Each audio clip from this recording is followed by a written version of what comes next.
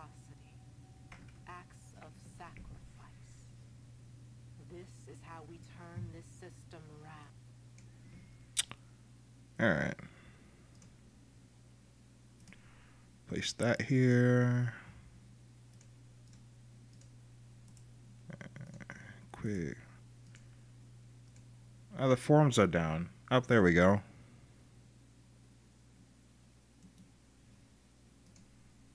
Ah. Uh-oh. What the hell? Hey, what's up? For your stream? Thanks. So, this just got posted. I just woke up a couple minutes ago. And, I missed a lot today. What the fuck? So, alerts are gonna go away. What does that mean for Nighttane? PC got melee update? No. I'm just gonna be watching the stream, basically. Alright, you guys can't see this. Give me a second. Bam. There we go. Okay. I just tuck this here. I missed a lot. What the hell? Okay, so there's a lot on the forums. So alerts are going away. Riven, there's more Riven changes. I need to look at. There is. What is this? Melee Phase 1, and that we're gonna watch the stream. And that part of the forums is. Why does this keep happening? All right, whatever. A lot of changes. I would donate, but I'm poor. Oh, I appreciate the thought.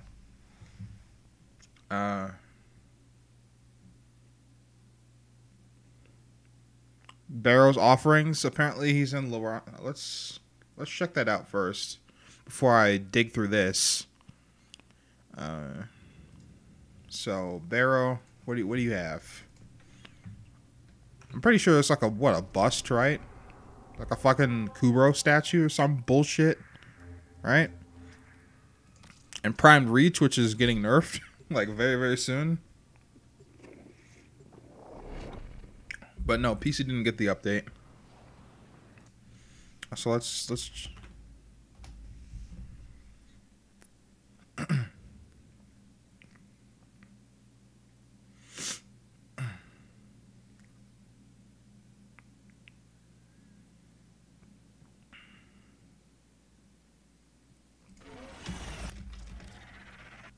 Also, the War on the Corpus has already started.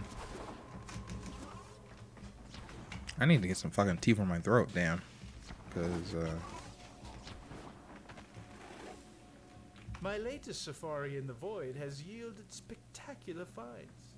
Unique items for the Tenno of Disdain. This is like really small too. I saw this on my Discord. Never, ever, ever, ever buy the fire ones or the ice ones from Barrow because they drop from fucking spy missions. Ooh! That's useful! Especially after that new credit farm I just discovered.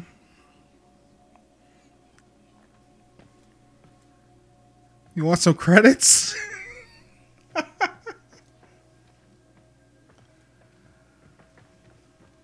Anyways, I might buy a couple of these just to make my, Until next time. I'll come back later.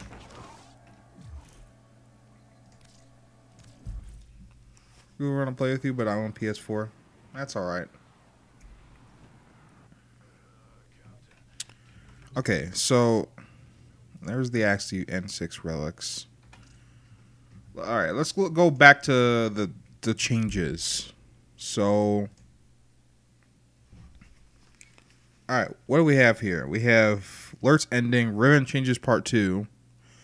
I have some questions got left unanswered since I'm on holiday break. Current plans. First thing, as we stated previously, we will be revisiting Riven rebounds periodically. Riven disposition changes will be implemented every 3 months. Okay, along with Prime Access. Okay.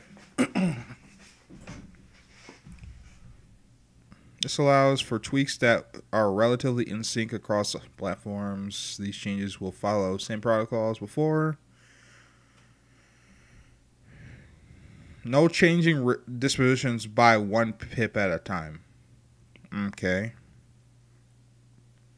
What do you think of Baruch? Baruch is not that great. He needs to be better. Okay. Only changes of a high enough magnitude are implemented. Okay. If numbers are close enough to the desired power, we'll leave them be. Inbox messages from Cephalon Simodius warning players who own Rivens that changes have occurred. Okay, cool. Melee Rivens are still excluded for the time being, except changes once melee window is complete. Okay. And then alerts are going away, and then this is supposed to be melee changes, but the forums are acting funny today. I don't know what that's about.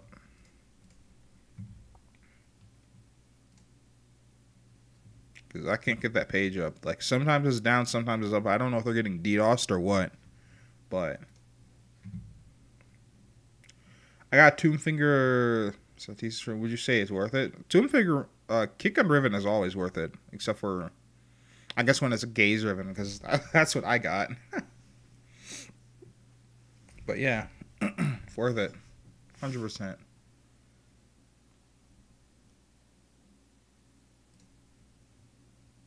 Let me put on some music real fast so I can dig through all this.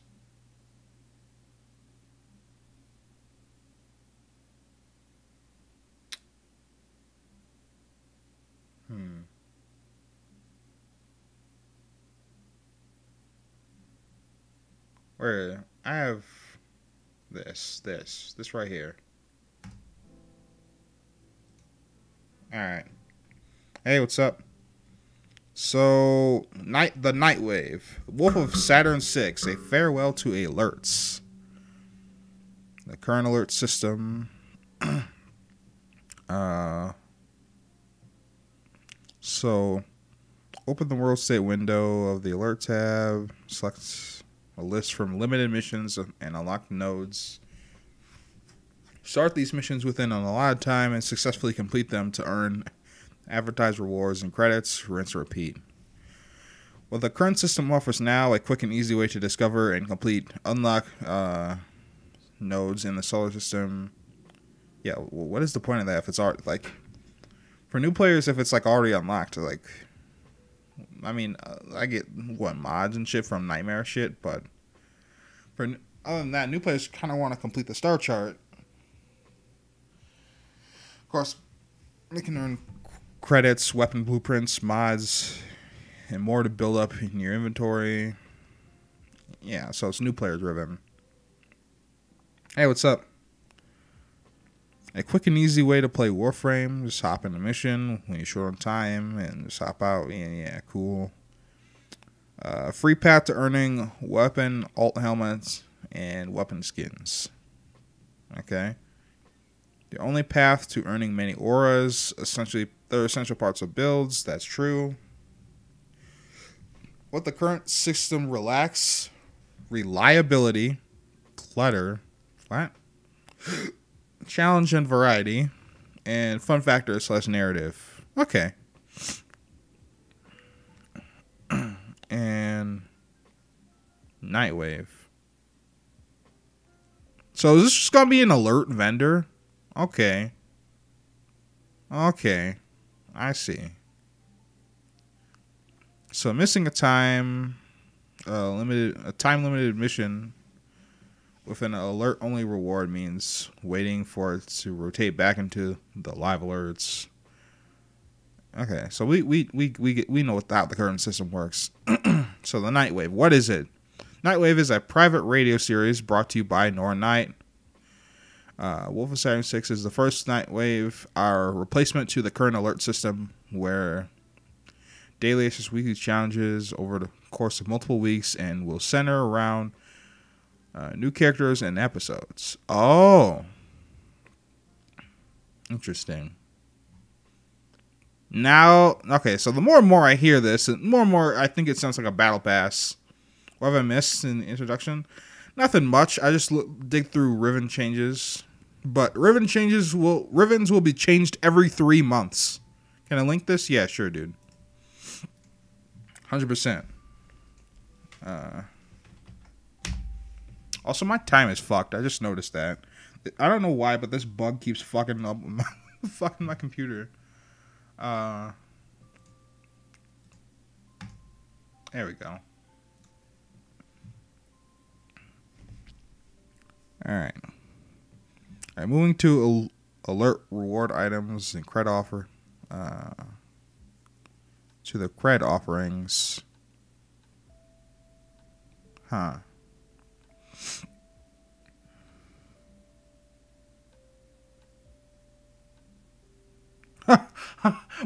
They want to eliminate the snooze, literally you lose system that we have now. That's... And no more Twitter feeds, no more wrong time, wrong place. Okay. Okay. I can dig that. Okay. Moving to the alert items and cred offerings. You'll see that we can get...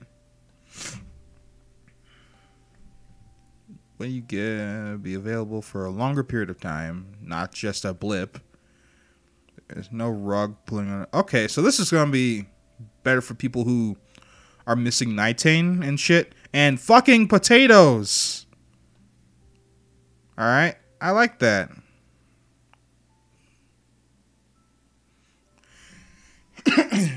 The whole reason the ghouls came back so often was because of nitane, but now we can just fucking buy that shit. I like that. Cred offerings. Current alert specific rewards that are moving into Nightwave offering rotation. Okay, potatoes, nitane, except that the offering will be a bundle of 5 nitane. Okay. A bundle of 5 nitane you can buy. Gotta go. Alright, later, man. See ya. Peace. Well, Warframe alerts are they're gonna be the new Wolf of Saturn 6 alerts, basically. But man, a bundle of 5 nitane you can buy. That's awesome. Alright. And then you can also buy Vauban parts now. So it's not a pain in the ass to get. And then aura mods, all skins, and all the shit that's already in alerts. Oh, alright, alert rewards that are not moving into the Nightwave cred. Formal blueprint. Kubro eggs. Fuck. Kavat genetic codes.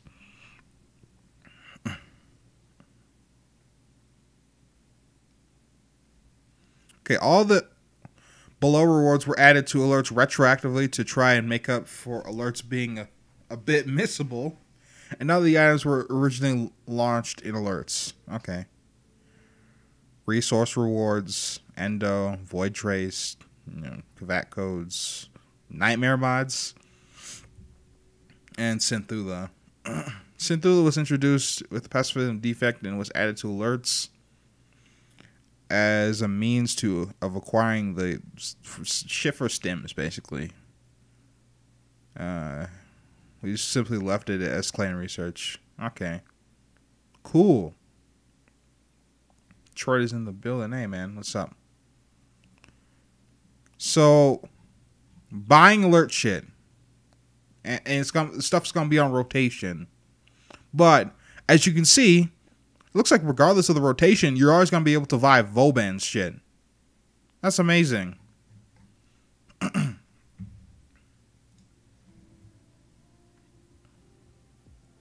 Alright.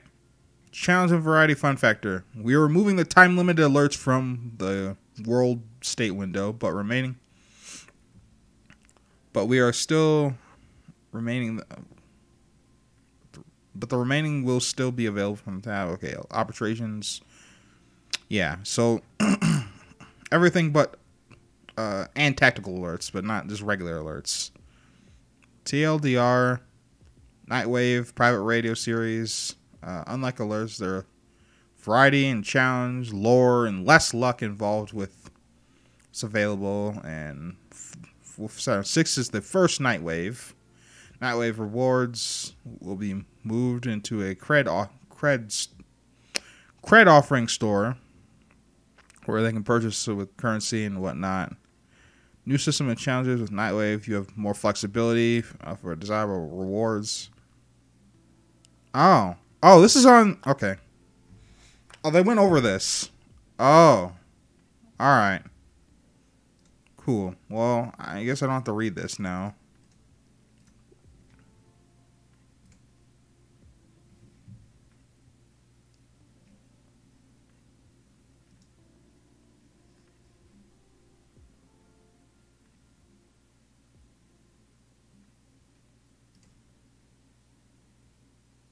Huh? Oh, I have the tab muted.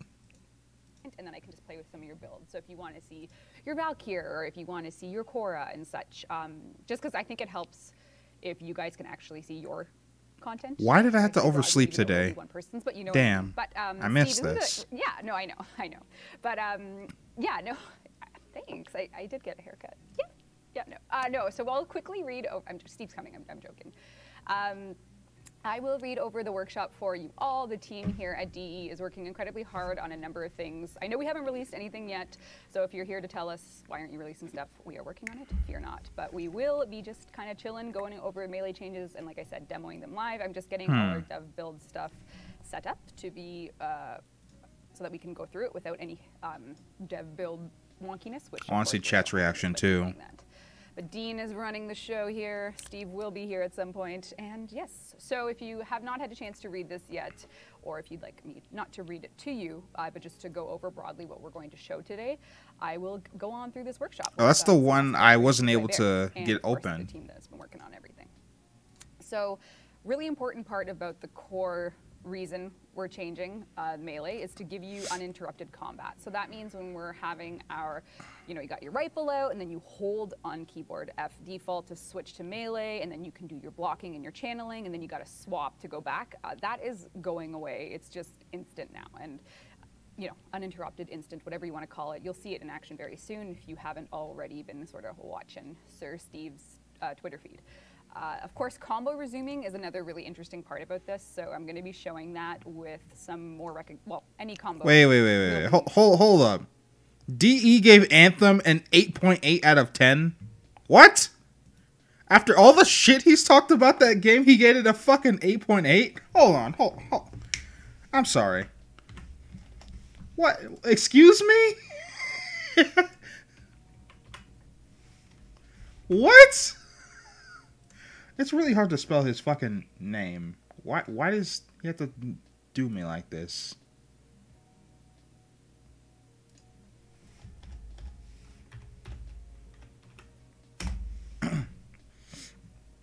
Alright. How to fix Anthem's problems, FPS boost. He gave it okay. He gave it a fucking 8.8 out of 10.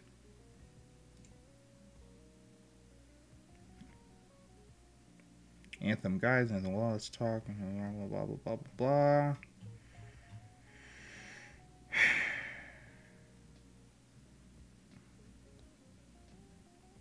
I can't even find the masterpiece in the making. It's 14 minutes long.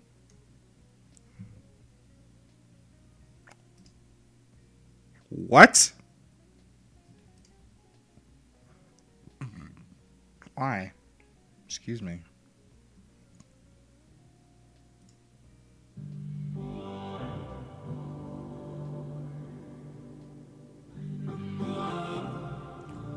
Actually, we're getting distracted. We'll watch this a little later.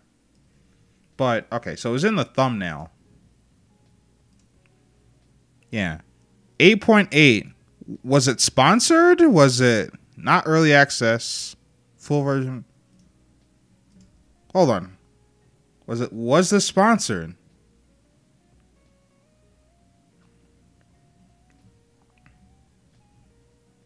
Because if you liked Anthem, I'm pretty sure you would have loved Firefall. He told me he didn't like Firefall. So, I don't know what's up. Anyways. Able to resume, but there's of course like some classic combos that we know and love, like Cleaving Whirlwind, so I'll be going through that just so you can see a little bit about what that looks like. Ground slams being more controllable. This one is the most obvious in terms of it just feels great on the dev build, because right now on public, no matter what you do, if you're going full bullet jump speed, the second you ground slam, all momentum stops and down you go. So it's instant, it's momentum killing, and it's just down. So on dev, the new system, you can really look around, and the second you aim, you'll ground slam where you want to go in that direction. So again, I don't like to tell, I also like to show, and we will be showing on the dev build. I'm just making sure that it's not gonna be wonky. FX, the art team has done an incredible job of just bringing the visual effects to 2019 styles with elementals and trails. It is still a work in progress, so everything you see today is on the dev build, don't forget that. So we'll just speak to what's permanent, what's changing when we get there. It's gonna be awesome, just wait and see. If you didn't already see Steve's crazy lightning. Ghost Steve, I know, Ghost Steve. Oh yeah, that was amazing. Key bindings, this is major, especially for people that have currently done some customization. I'm gonna skip ahead to the actual like gameplay. Steve is there. Lighting is current and new effects. So these are just minor effects trails, and these ones are missing a few details, but you'll see them live as well. So you can see the fire in particular on this one slowed down a little bit. Looking good on Baruch. And question, will the instant switching mess with my melee buttons on console? Probably. Maybe. We don't know. Actually, no. If it's instant switching, no. You just press whatever the switch button is, or whatever the melee button is, and it instantaneously switches to your melee. So no, it shouldn't actually change some of your key bindings. And they did go over this, that I skipped over it, but key bindings, things are changing. This may lead to key bindings from our old melee system becoming obsolete. Notable key binding changes. Blocking is gone. Channeling is now a toggle set with your alt fire.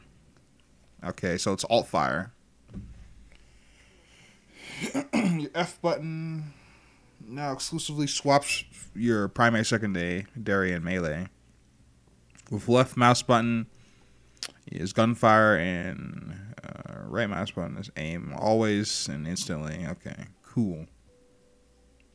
So it'll mess with it a little bit, but not a whole lot, even though it looks like it will change a lot.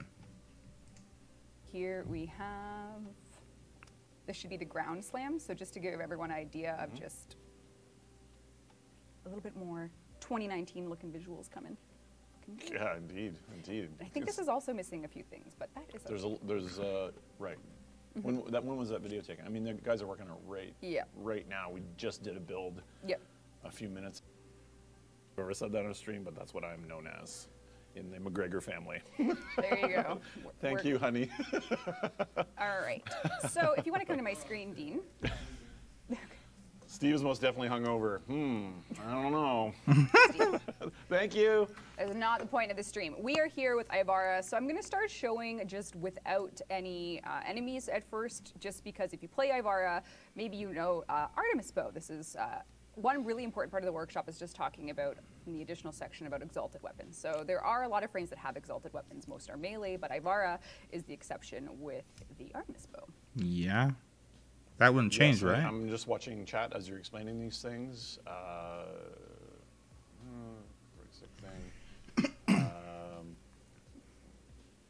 Yeah, so you can't aim, glide, and block right now.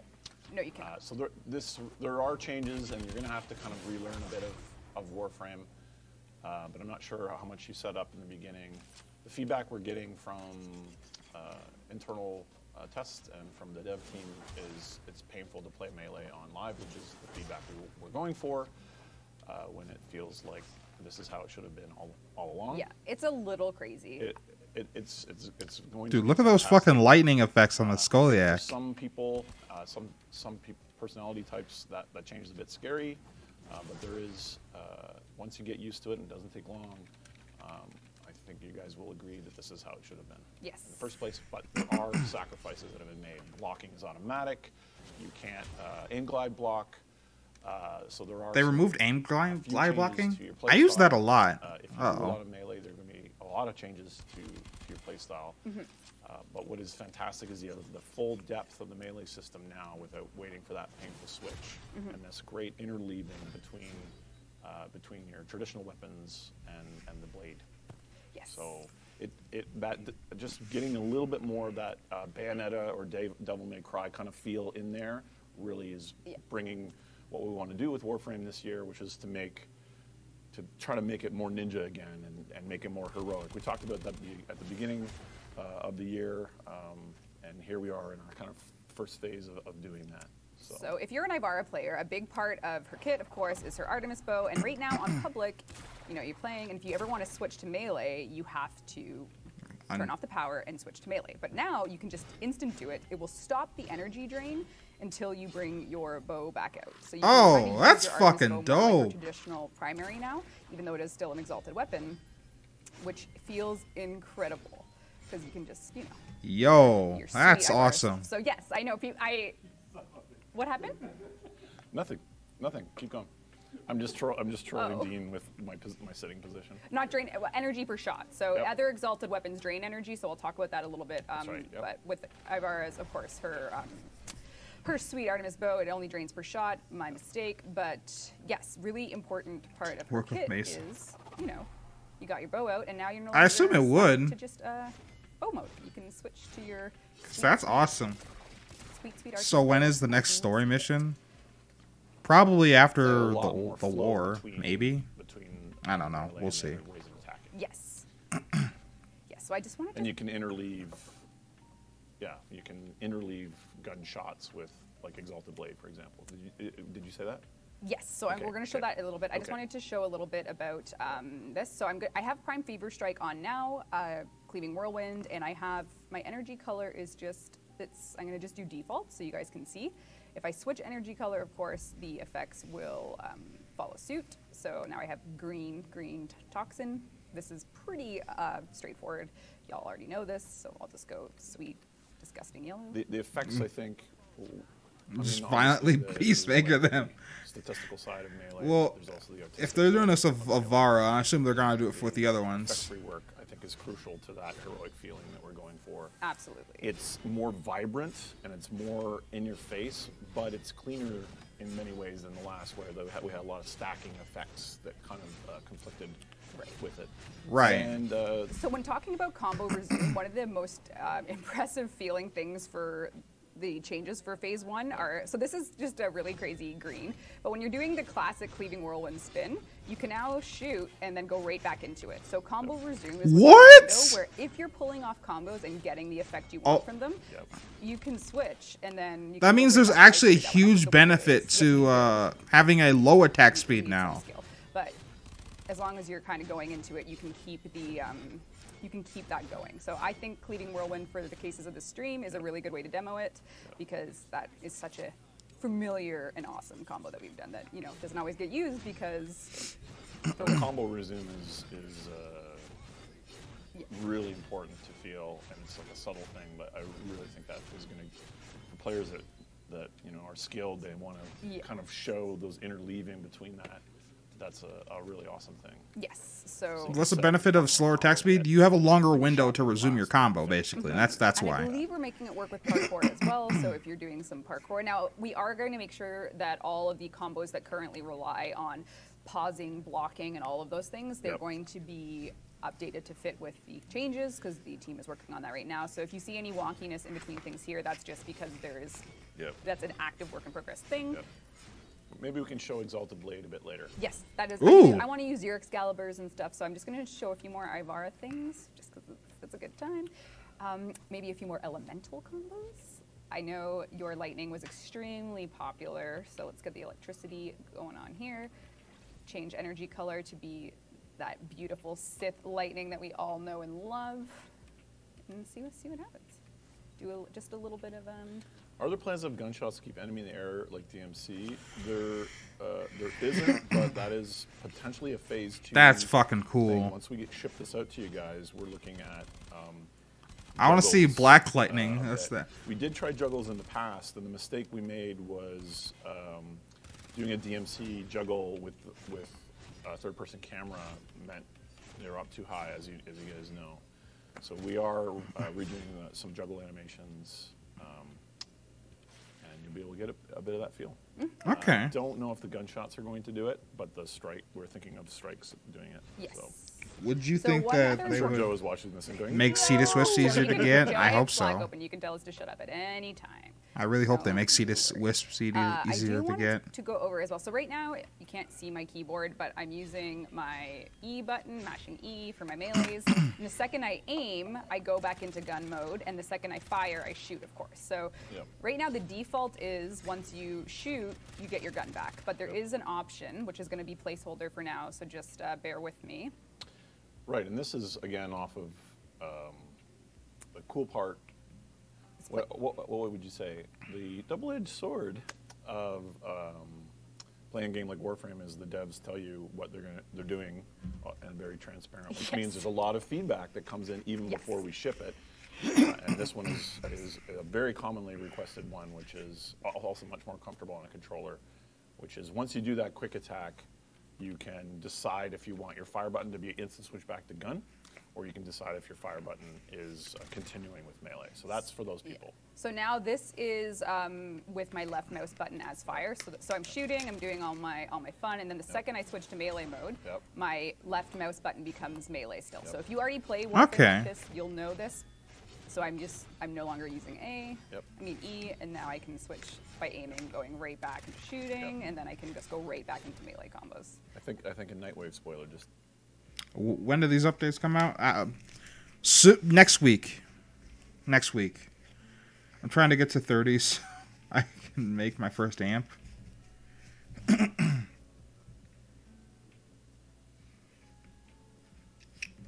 See, this was our pain in the ass to get. The way I did them was through bounties, because I just hated picking them up. But if you really want to pick them up, grab a resource booster first and just look for them. I guess the more of them spawn at night. It's happened because he hit escape. Oh really? Yep. That's all right.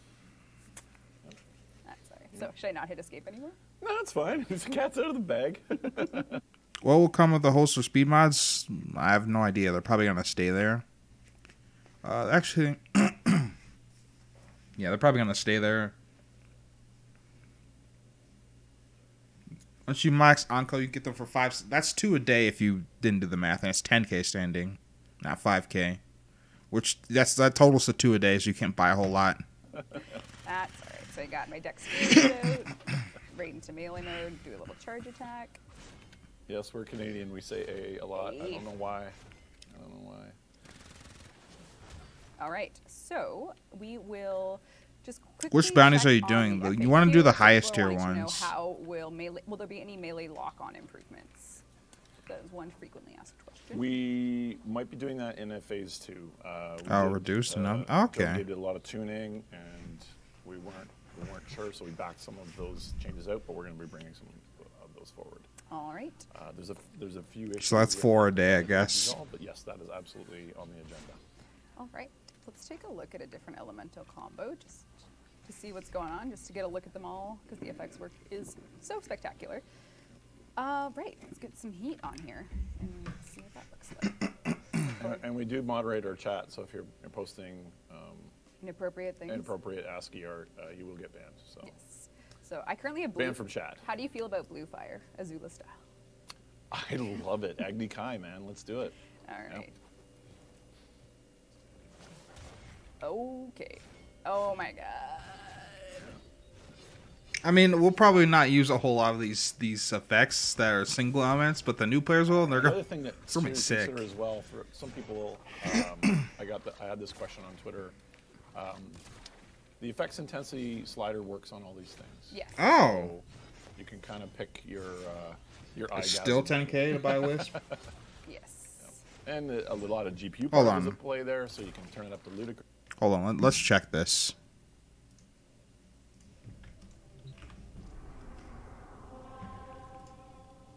Is it 10K or is it 5K? Let's find out. Sure, why not?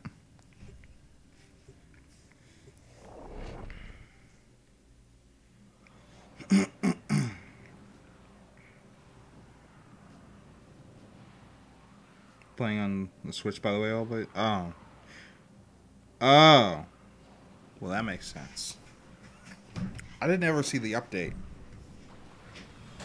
I was going to make a video on the Cetus Wisp thing, but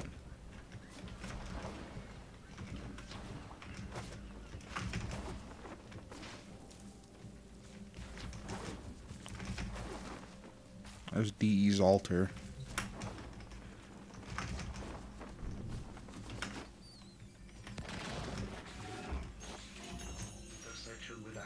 We shall make use of you. Will open allow us to improve your efficiency. So they are 5K at PC. I didn't know they even changed this. Was it F 10 separating from? All right, back to that one live stream. So they're 5K on PC, but since he's on Switch, it's probably that update hasn't hit them yet. So, anyways, back to this. Chris, if you want. Things like the Devil Trigger and stuff that we've talked about last year are coming, but in phases. So, I think 5K is still absurd. It is. You're right. This is, it's 100% absurd. The hold to equip melee is gone. Yes. Quick attack puts you into that melee state. Aiming and shooting brings you immediately back out. There is a bit of Devil May Cry. You can't interrupt the melee until it's kind of partial. So it's a bit DMC-like in that way. Nakana stances so I can have a fire Nakana. Maybe, we'll see. I don't know if they do that in the stream. Not a phase 1 thing, so we're trying to focus it on the smaller, really explaining everything that's coming per phase, so we have nothing to say about those today. However, if anyone is watching that wants to see their Excalibur demo, I just need to know your platform and alias, and then I can take your account. It'll be totally fine. I'm just going to copy-paste it Yeah, let's do it.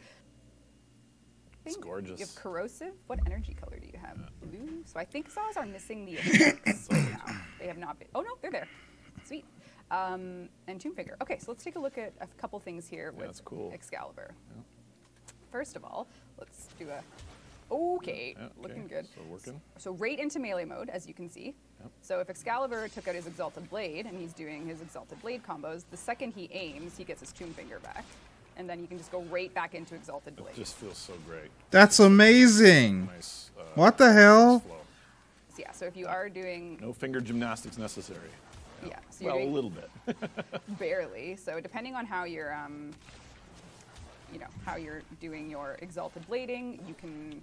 The energy drain is still there, yes. Yes, energy drain is there. And it is draining while you're in your secondary. Yes, so it does. It's not an energy exploit. You'll need to still manage. Energy exploit, get out of here. Tomb Finger feels so good. Oh, it's just wicked. Yeah, so you can really... I think there's probably going to be a few changes that you guys are going to want when you get this in your hands. You know, maybe 1 or 2 changes. Just one. Just one. But absolutely, when we ship this,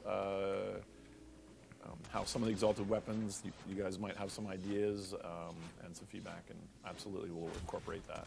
Is he rocking radiation? If there are things that don't... Or, no, is that corrosive heat? Because I saw lightning and fire. Urgently fixing them for you. Yes, exactly. So, again, it's really about if you're an avid Warframe player and you're following the UI states, you can see how responsive everything is. Okay, what was he running on his melee weapon? Live. Let's do it live. You got Temple Royale on here. He's corrosive. I don't think it's gorgeous. You have corrosive. What energy color do you have? Blue. So I think saws are missing the effects right now. They have not been. So he was... Sweet. Okay. This, how some of the exalted weapons you guys might have. So if I was on public right now and I, you know, had my pistol out and I went up and I did a bullet dump and I would drop right down. There wouldn't be any aiming to where I wanted to go. Yep. It just is instant, and then I'd have to equip my melee to do any sort of, you know, combo. Elaborate combos. Yep. Yeah, which I can just continue. It just looks great. The game looks and feels better, and it's easier to do it. Where am I watching this on? I'm watching this on Twitch. All right, I think Excalibur's actually no. I'll just do some. They have VODs up if you missed their stream. It wasn't on YouTube for some reason, and they said no dev stream on today, just a workshop. So I overslept. I had no idea, but you can just go on their the Warframe. Let's. Yeah, it's not what I want to do, but all right. Alright, so you just go on Warframe's Twitch page, then you go to videos, and then ta-da, it's the workshop that I missed.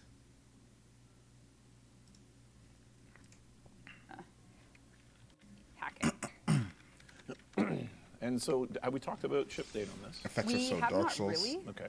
Ooh, I whoa. need some energy for this to work. We said hopefully in the next couple of weeks for phase 1 on PC, and that's kind of it.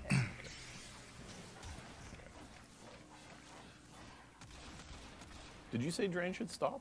No, I put infinite energy on just to show just a little bit more. I can take it Okay. off now, though. Someone's confused. No, it will It will drain. I while it's. misspoke earlier Yep. with Ibarra. Yeah, it will drain. Yep. Sorry about that. It will. It will drain, and that seems to be the cleanest in testing it. So. Where we're hold F, where we're going, we don't need hold F. There are some mods that have blocking. Yes.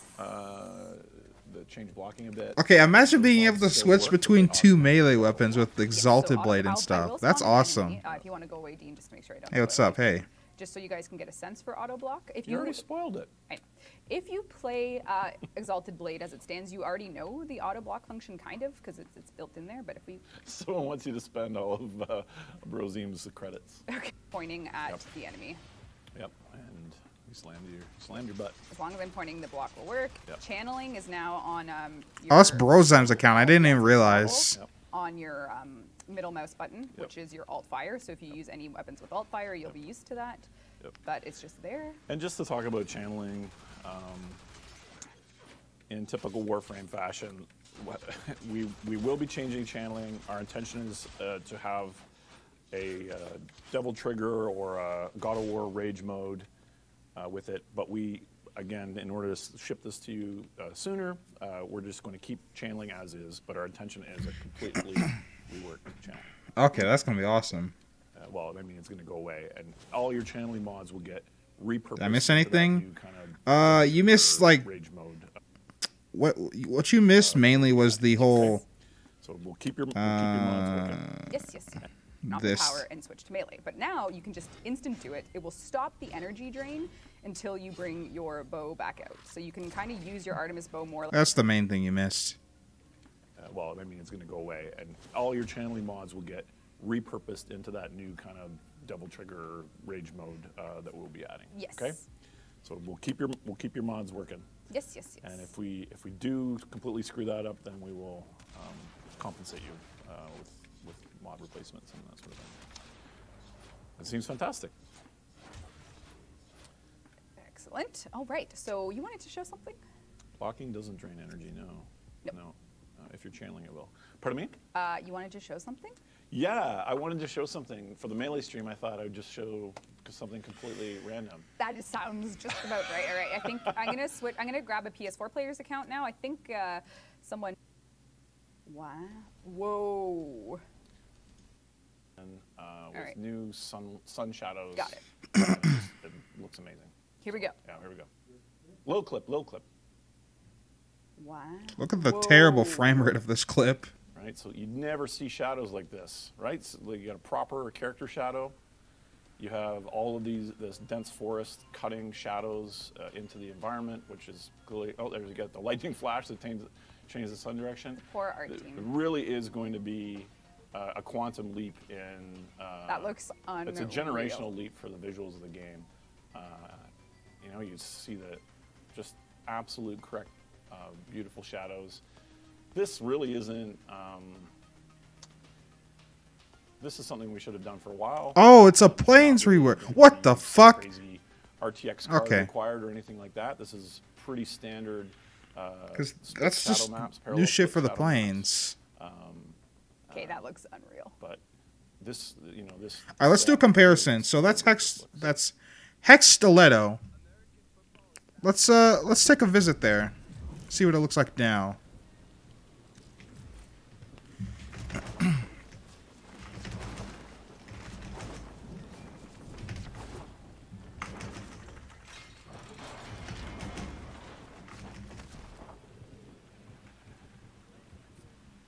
Doesn't even look like planes no more. Damn, yeah, for real. That's chroma. Thanks. What they do? I guess they added a bunch of like textures and they reworked the lighting and it looks better.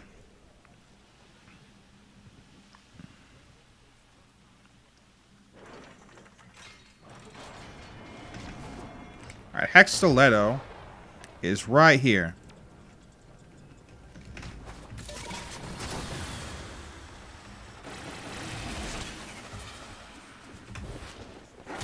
This is the area he showed.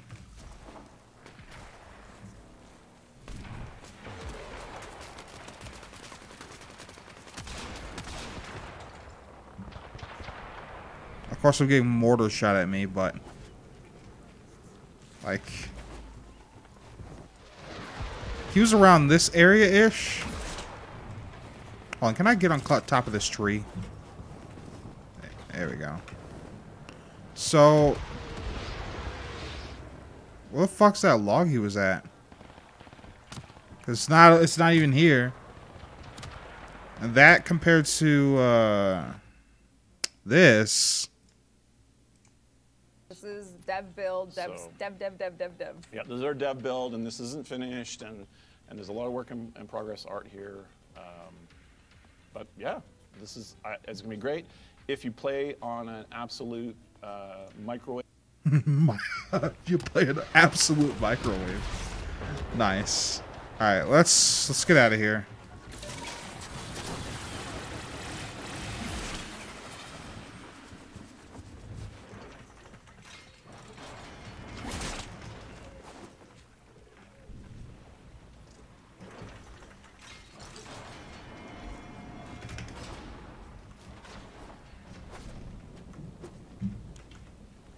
All right. Or a dishwasher. These are things that you'll be able to turn off. It's really cool how the guys have implemented this in terms of crossfade. That's a little bright though. The cheap free shadowing that we have now. So, yeah. All right. All right, you're gonna have to hop away again. Oh, look, there's a fucking new nice. lake you got there. Your little spoiler video, and that was like a little commercial break. I was desperate to show this, I and know. Rebecca said, "No, let's focus on." What is my chroma color scheme? I mean, I just replaced the default black with like red to make it look more fucking anime-esque. And by anime-esque, I mean it looks like fucking Bakugan / High School DxD, shit like that. I have a bright red from Halloween, and then I have a darker red, so almost like fake shadows. Basically, that's what it does. And then gold on top of gold, which you can find in the classic saturated. And then just a regular old orange. That's what I'm running. And in my sign down, I have this one gold replaced with red. Or, excuse me, in the armor salve, one of the golds replaced with red. And the sign down, I have one of the reds replaced with black.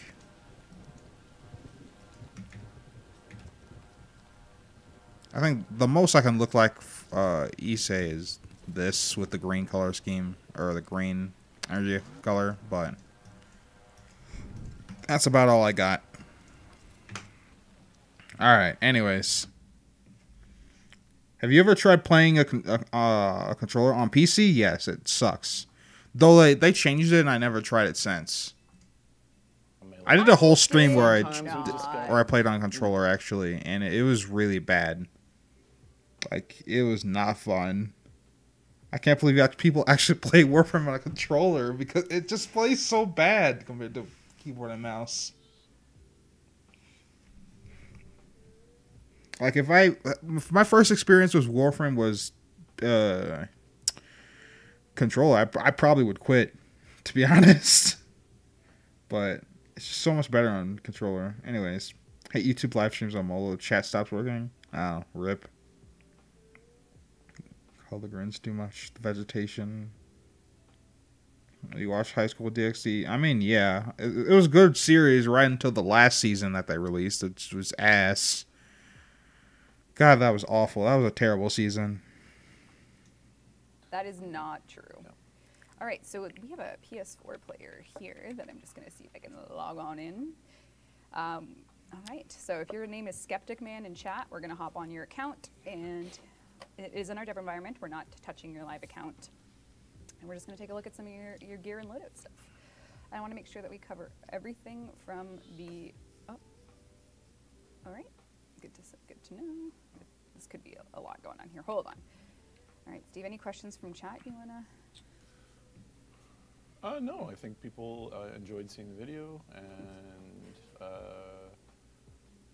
some Valkyr requests. A hug from Chile, which is very nice. Thank you. Excellent. A hug back from Canada. That's Increase FOV, which is always. There we go. ew. Looking good. Ooh. Oh. All right, let's try. Man, I dig that. That's cool. Yeah, it looks pretty damn good. Yep. What do they have? They have a gun blade. Okay, let's give that a try. Uh-oh. Uh-oh. No? Well, let's see. No mods though, so not exactly. Let's put on some heat. Oops. You should do auto and see what happens. Auto install? Have we shipped this yet? We have not shipped it yet. Let's do auto and see what happens. Oh.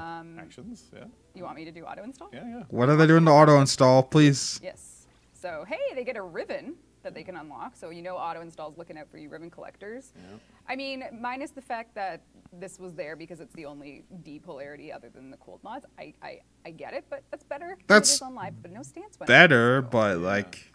we're gonna have to. Maybe they don't have a stance. There you go. All right. Well, that may be why. All right. So let's try out. So we have heat on it. I like how they Oh, that looks good. back to the planes. I forgot how cool. Actually, I'm gonna get rid of your cat. I'm so sorry, Skeptic Man. Maybe they'll add the guy who gives bounties out on the planes. They will. I will spawn some enemies. Cool. However, Shiva has to be beautiful. Beautiful cat. No, Sorry, Khan's Shiva. staying. It's just that there's going to be one of his representatives out on the Ooh, plane, so you don't have to go back Ooh, they in have the a planes pit to gun on that do they a new need. bounty. And Ignis Wraith, Regulators Prime. Let's see. Do we want to spawn enemies we can kill, or do we want to keep up some punching bags? What do you think, Steve? Punching bags, I guess. Okay. Ish. Punching bags, ish. Okay, let's do an Arid Heavy Gunner. Let's do 2 of those. And Someone's asking about melee combos. There's not a lot of changes for this phase, but we do want to completely rethink that. So great question, and we're on the same page. okay. All right. What's the name of the gun? What is that? Their gun? Yeah. I think they named it Foldsumver. Maybe it's speaking to the. I don't know. Is that a reference we don't get, chat? You'll have to tell us. All right. Louder the chance of meatballs. Is it? Yeah. Oh. Yeah. Something, That's a man. Okay, so this is the gun blade. I'm doing my. Oh! I fell off. This will not happen in real life. So if I switch back to my Ignis Wraith, I can do this. I can go up. I can target my ground slam. Get my. Oh, I got knocked. No. And here's a tip if you have the Magnetic heat on his. Warframe that you think we should fix. All caps swearing is probably the worst way to approach that suggestion. But that's what the internet's for, Steve. You know, a politely worded thing can go a long way in life and in games. So this is obviously an incredibly built for speed melee build, which is typically a lot of Warframe anyway. K-Drive Mastery. Okay, I'll look at that. Blocking combos work with the aim button instead. Yes.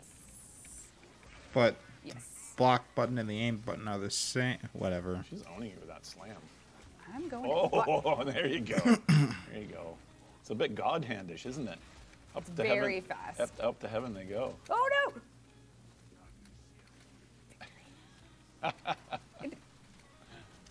Magnetic heat new meta. Lol. Oh! That was very cool. Very cool. Very cool. All right, where's the rest? Where are the rest of them? I'm gonna. That guy just fell off the edge. Oh, there you go. Victory by default.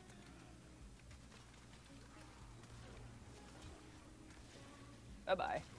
Bye-bye. All right. Some people have concerns about melee. Oh. So we, I could use the ground slam as an engage. That's interesting. But I'm stance and combo. 99% sure Melee 3.0 is going to make Jack Attack meta. But I know Joe has got a lot of work ready to go into the next phase for that. I just cut that guy's body in half by ground slamming him. Yeah, So. super gross. Love it. So I was able to aim more accurately, get into the melee mode, do my combos, and we'll take this level 200 dude down. No time at all. Actually, let's see what happens with Peacemaker. Yeah, Peacemaker is different than other exalted weapons. Man. That's... Oh, that was awesome. Wait. That was cool. Yeah, that looked good. Mesa used 2 for not Very death. stylish. Yep. Yeah, you can also, I think probably... What about the augment? Mesa's augment. There you go. Ah. Excellent. So if you're wondering, that is the SARPA, and this is a PS4 user Skeptic Man's account. This is his SARPA. As I go into it, I do my combos right away. Then I can switch right into my, my full smoother of death. Yep. And then right into the Ignis Rage. So you can switch between your primary and secondary, and the second you go into melee, it's shiver time. Let's see what else Skeptic Man has going on in their account. Someone says delete Maiming Strike. I mean, that'll be something we can get to in phase 2, which is taking a look at some of Char's niche. What? We have a little top of the problem I was pile. Talking about Jack Attack. Because it is a mod that when it gets kills, it deals like 60% of the health as an explosion of the enemies it killed. So, like, I'm not, like, with that, and on top of that slam attacks don't have fall-off damage in the Melee 3.0 build they showed off. Jack Attack meta, 100%. But anyways. Things that we need to address, but we're not addressing it with this update. I think some people were asking about Titania, so we'll just quickly go there, just so you can see that when you're in your Razor Wing form, if you shoot with Dexpixia, and then if you switch to Dewata, it's right there. So it's instant, again, back and forth. There is no holstering. You can do your Razor Wing weapons of doom without having to worry too much. I mean, the Dewata is the worst weapon in the entire game. Oh, all right. What else are people asking about? People are saying they want more gore. So. More gore. That's you, Steve. It's definitely what Scott and I were talking about. Absolutely. How's Sword and Shield going to slide into this? I mean, looking good. Yeah, that looks really cool. Probably the same as everything else. What other accounts do my Titania PC? What other warframes and combos do you guys want to see? What weapons? Maybe you want to see your hammer. Maybe you want to see your. Do not delete Maiming Strike. We're not deleting it. Oh, someone just said do delete. Oh, Valkyr. All right, who's got a Valkyr account? Let's get Valkyr. That's a good idea. Yeah, do Valkyr. I need your alias and I need your platform, and then I can grab your Valkyr. Oh, there's so much Valkyr in chat right now. I want to buy Wisp from Mako since I'm an active Cap Hunter. Okay. I mean, you can if you want to, but you can only get 4 a day, so have fun with that. And 2 a day if you're on Switch. Pardon? Eclipsing Angel. Eclipsing Angel. They never show Nikana? Ah, rip. I think so, yeah. Eclipsing Angel from Xbox I'm One. going to just... Well, someone said the stream needs more Megan, and I'm a little offended. I'm a little hurt. Oh, Ouch. Steve. Well, we're about to get Megan because we're showing Valkyr. I suppose, yeah. Yeah. Yep. All right, Dean, if you want, you can come over. We're going to just switch on over. You hid chat from me. Oh, you lost your privileges. Moving things. Oh, yeah, you want to show Dev Build. Oh, Critty Kitty. Damn. Looking cool, cat. All right. No cat allowed because we're going to go Valkyr. So you wanted to... Okay, which one is Valkyr? Time to guess. Nope.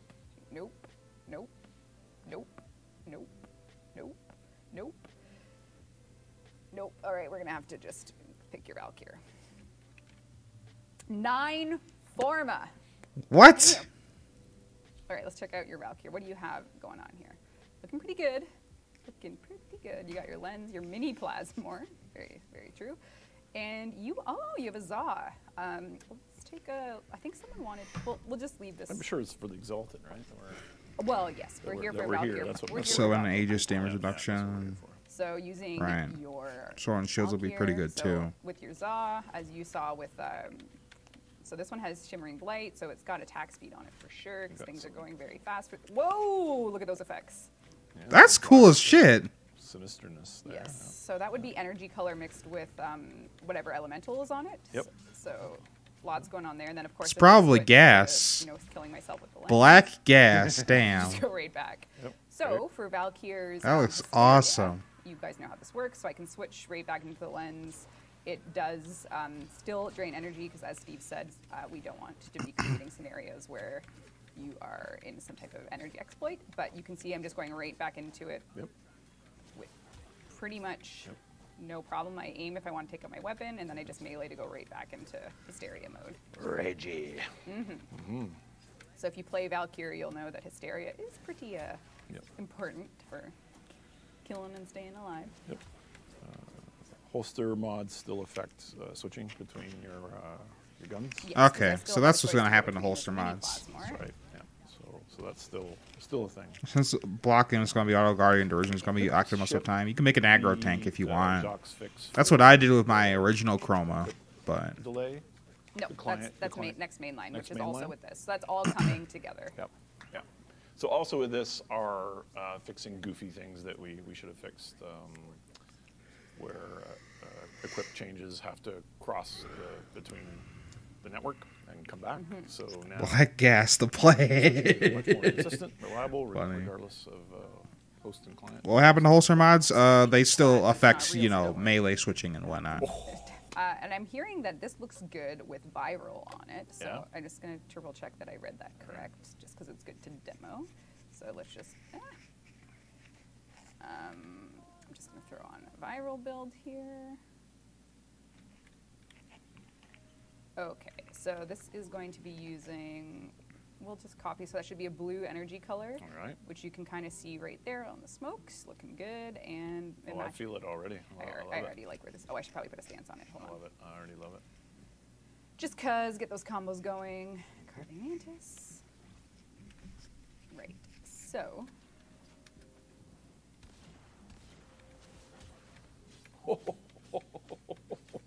Oh. So it's viral. That's what's doing that black stuff. Gotcha. Aim right away to get out of it. Aim to get out. All right. Now interesting. This is looking good. At least get a fire and Audacity you might. FX Orgy. Love it. Yep. Yep. Great. Exactly. All right. Sweet. Switch is crashing on a Manticore alert. Manticore alert. Oh, for the old hammer skin? Or axe skin, rather? So I'm in Hysteria right now, then I'm aiming, popping out, going right to it, doing the bullet jump, shooting right back into melee, which means I'm right back into Hysteria. What the hell was that? And then I have my actual boost. Fucking blinding light. She's busted that on someone's account. Well, it's dev build, so it's not going to carry over. There's no air chaining combos yet, but you can still do your air attacks. So if you're used to those, you can still rock them. How about block combos? As we mentioned, those will be adjusted to fit the new auto block existence. Because right now, if you aim, you just go right back to your secondary, so your prior block mechanic. Those are still have clunky stance animations. They do. Someone asked about canceling block with attacks. I believe that's how it works. Why don't we get an enemy in here and see what happens? Canceling blocks with attacks. Oh, right. That's how auto block works by default right now. Have you played Baruch with the new changes? Nope. We'll do Baruch next. Oh. I'm going to sneeze at some point, though. Please tell me Baruch was going to be fucking insane. All right. So you can block in the air if it's automatic. So I know some people were upset about that, so you can still do it. Yep. So, sorry, what was the question about blocking? Can you cancel blocking with what? How fast is the blocking cancel? Oh, like with a attack or with with a gun. Instant. Yeah, cool. So, cool. Bam. Yeah. All right, someone. I hate crossing snakes. So I'm kind of okay with crossing snakes. So the thing with Baruch, because of that one combo his rage meter that it has. I think it's the hold combo. All right, but... we're gonna need a Baruch. I already had coffee. It's barely helping. All right, I'm gonna switch away Dean, and we're gonna get a Baruch. All right. I need a Baruch from chat. Oh man, chat's going way too fast. Yeah. Two-handed katana, I know. Are we gonna release that with this? Revenant's katana? That'd be awesome if it could. Damn. Yep. What's holding it back? Still not getting the big katana. God damn.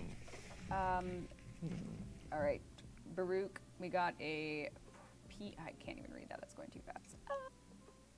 Bye. Okay, so let's get Baruch. Whoa, that is possibly the coolest looking Baruch I've ever seen. That's not I have bad. the Piranha Prime out, so let's give them the Glaive. Which one? Glaive Prime. His Desert Wind is equipped, so let's take a look. We got Astral Twilight. Okay. So Baruch is here. I don't know if I'll be able to Buff is 4. Yeah, I need to build up, or build down his restraint, rather. So I'm going to need an enemy to quickly,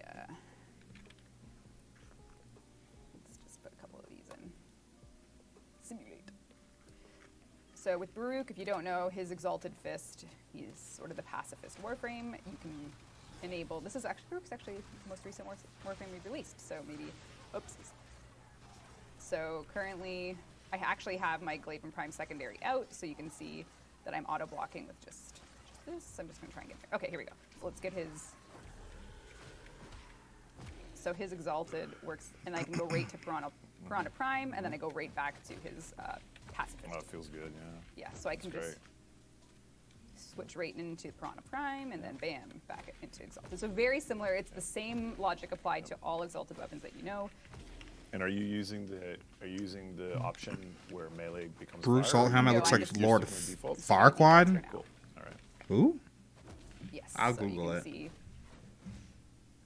our boy Baruch. So Beautiful. yeah. So if I turn off that, and then we go back to so I'm getting the. There's Oh, gonna be a right, combo that guy counter from rework, Shrek. in a Fair phase to enough. come. I see people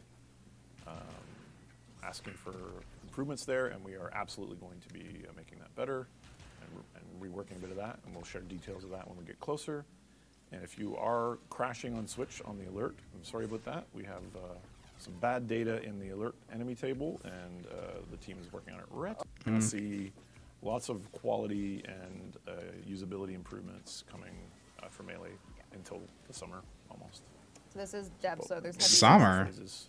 What was the other thing we were going to show? Oh, the two-handed katana. Two-handed katana. Now I just need to make sure I'm not crazy. Oh, Check God. up on chat. No FX update for two-handed katana yet. I can fix it if you want to sync. No, it's okay, Adam. We'll just show with no effects. Don't worry. Oh, poor Adam. Poor Adam. Yeah. Here we go. So you might know this from dev streams past. So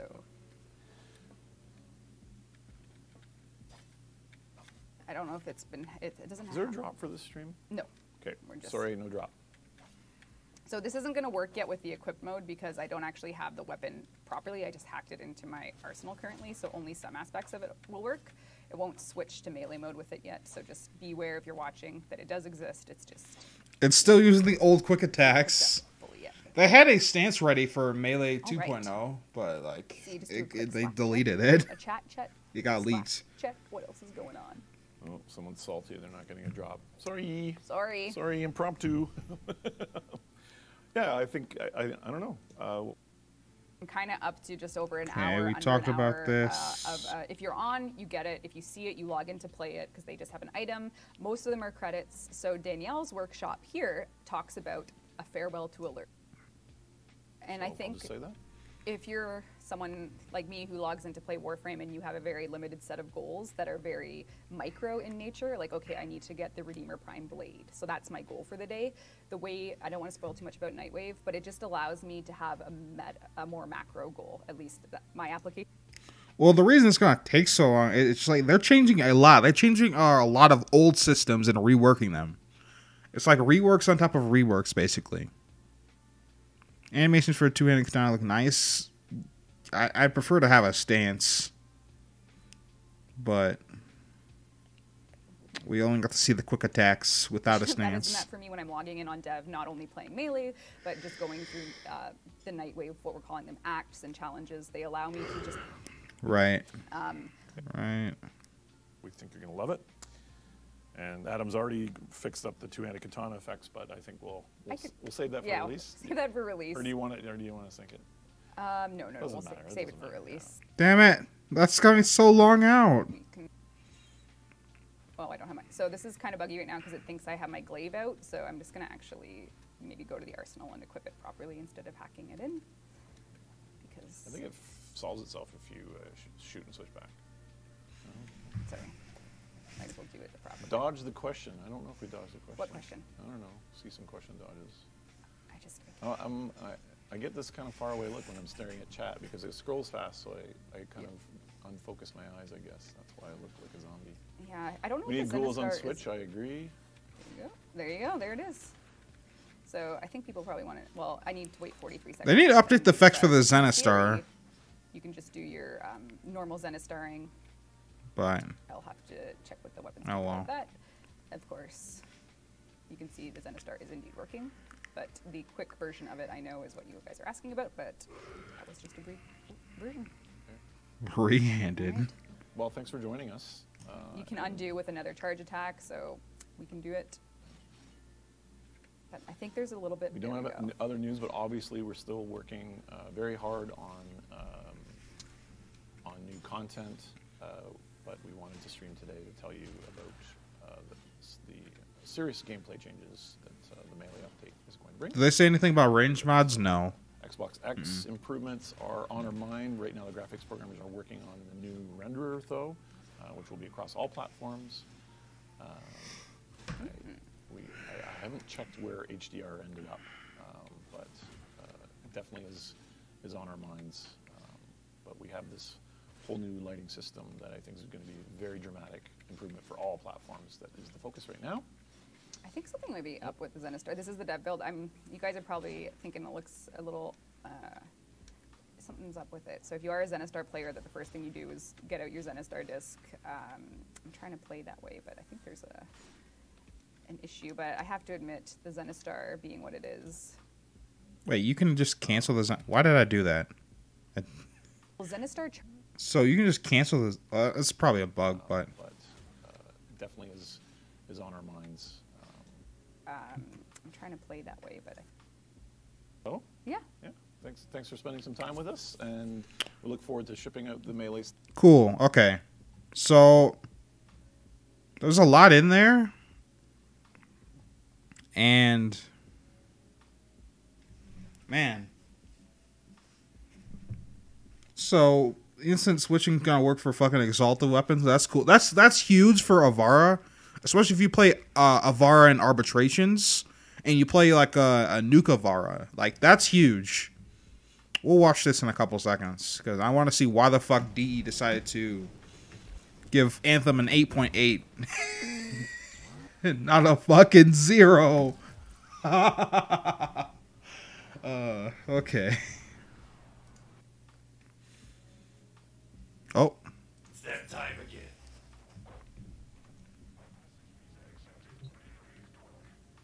I will do the alert a little later, but I'm like... IGN gave it a fucking 6. And that's... IGN normally doesn't go below a 7. But they gave it a 6. Not even IGN likes that game. God damn. But I guess IGN is giving it like a better score than a 5 just to keep their fucking not be blacklisted and shit. What was I gonna do again? Fuck, I forgot. My memory these days. Let's just do the alert now.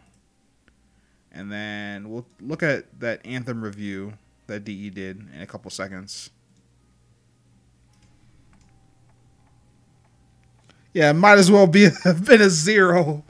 Oh, Young Yeah also posted a video about the Anthem reviews tanking.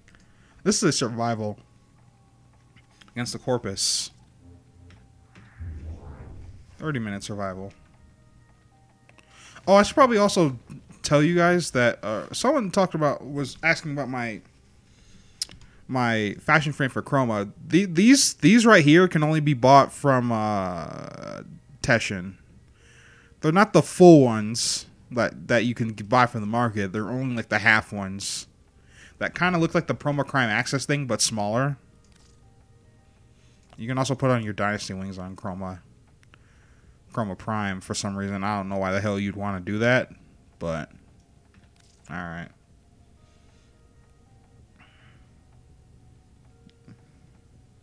You did it. Yeah, he said it was.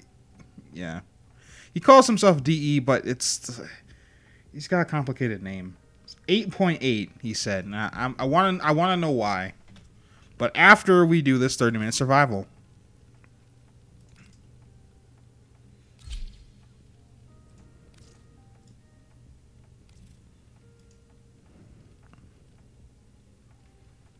I need another better Groot of Fashion. Will that work if I change that to green? No, that looks stupid.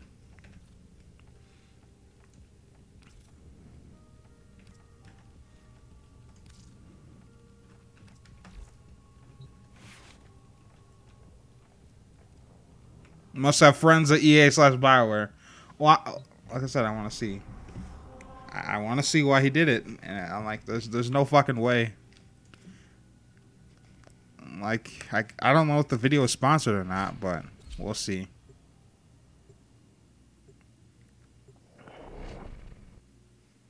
I want that heavy blade skin for the Zennies, but won't use the Chroma skin, which was sold separately.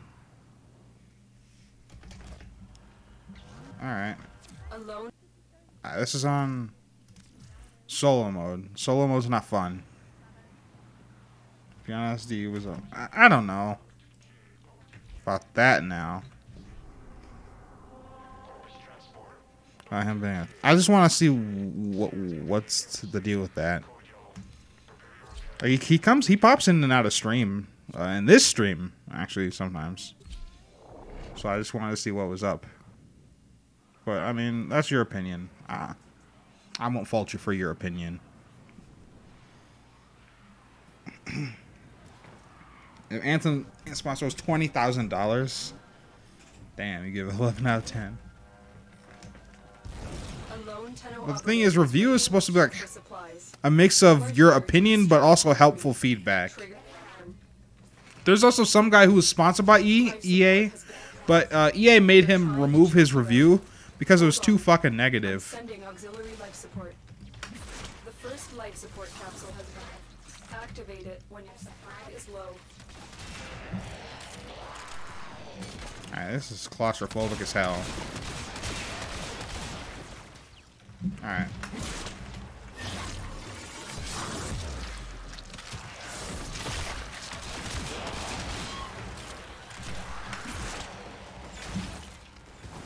He isn't sponsored?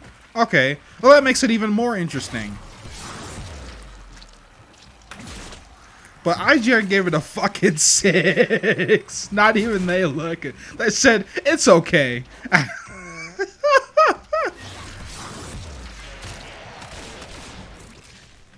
But apparently, even with the new patch to loading times for Anthem, Anthem's loading times are longer than Sonic 06.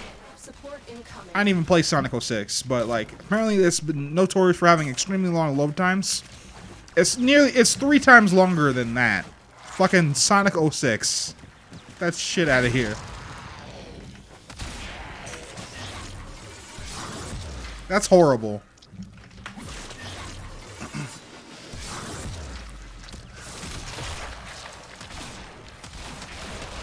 Wow, I can't aim today. I've delivered another support capsule. The guy who was an EA Game Changer, he got well. He was part of the program. That's how he got the review copy.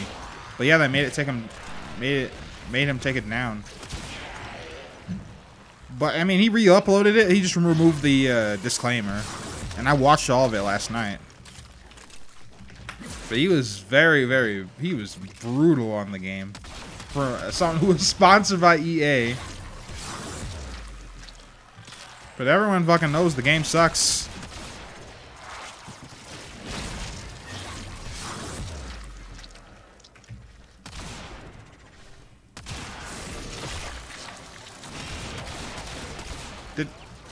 That nullifier like grazed me, and I lost my. Why you gotta do this to me, man? Life support on the way.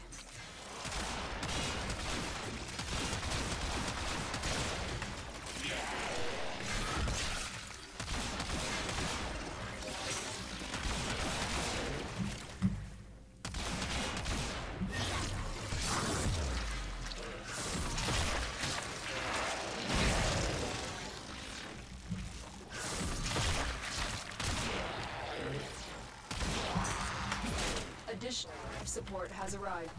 That was a bug. What was a bug? Oh, the Zenny being huge? Yeah. I know that. But I'm glad they kept that in because it made it look fucking awesome. It gave us that huge sword fantasy that a lot of people were missing in their lives. Okay.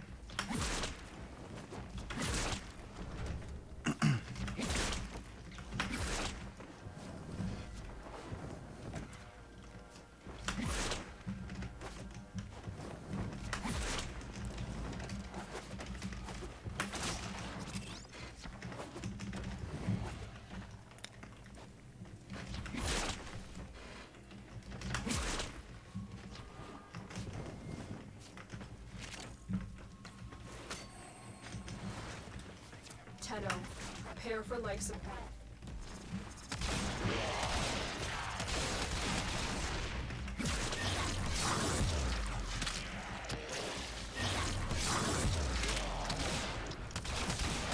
But he absolutely memed the shit out of that, and he just got. That's hilarious. Now he's blacklisted by EA. That's funny.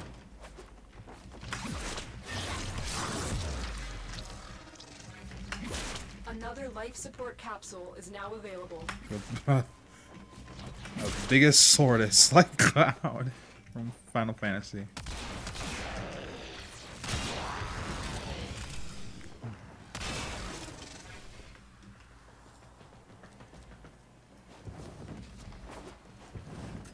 Okay, we're having a lack of enemies problem.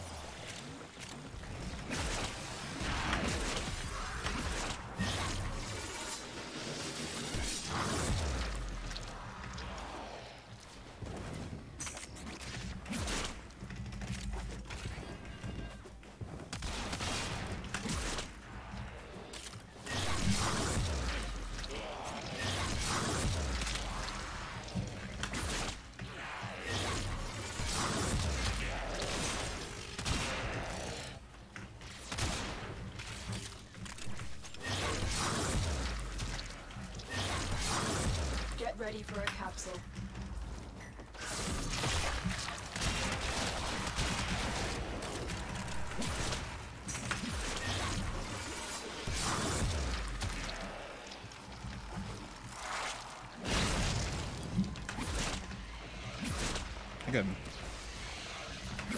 Kind of getting bored from battle royale.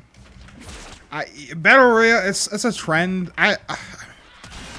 Maybe I just need to get into it because, like, I don't like battle royales. I don't know why I'd ever want to start playing one. Well, the Hunger Games, the Minecraft one, well, Minecraft and the Gmod one, those were okay, I guess, because they were like fun and they were in a theme of something. These new battle royales aren't, so I guess I don't want to get into them. So it's almost like you're playing a game, but also role playing at the same time in a way.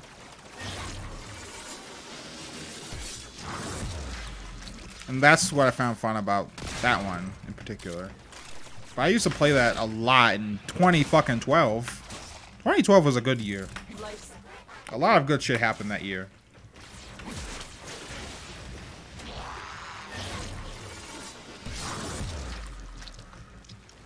This is good. Not into PvP games. Oh, rip.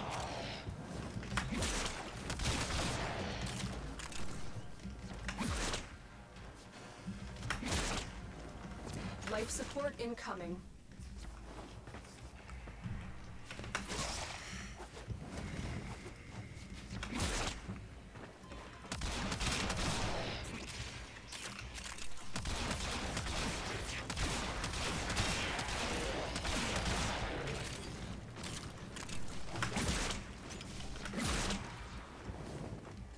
Ironically, you like Conclave. What?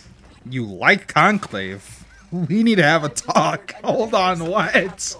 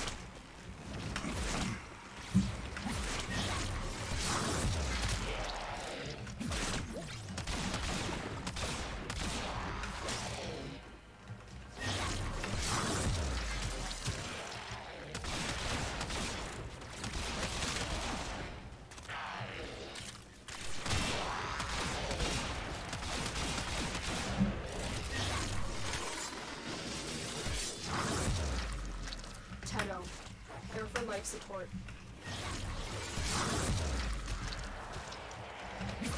Alright. But they feel more like a game mode than a whole game. That's true. I agree. Though Fortnite has like other game modes other than their standard battle royale. They've got other things. 50 versus 50 was what I actually like about. That's the one thing I like in Fortnite. Is 50 versus 50 is fun as hell. Imagine it's basically, I want to say a Battlefield battle royale. That's what it feels like. What if you could fought on the front line? It's literally a war, and it's fun as hell. I love it. Problem is it doesn't show up that often, and they keep revising it. And they also have a team deathmatch mode in both PUBG and Fortnite, but I haven't played any of those at all because I haven't got the. I don't play Fortnite that much. I only played around when about 50 versus 50 is around, maybe, or when I'm just so bored with everything else I played that I just grab it. But other than that, yeah. Battle royales are easy to make. I assume so, considering how many we got in the last year. Life support has been replenished.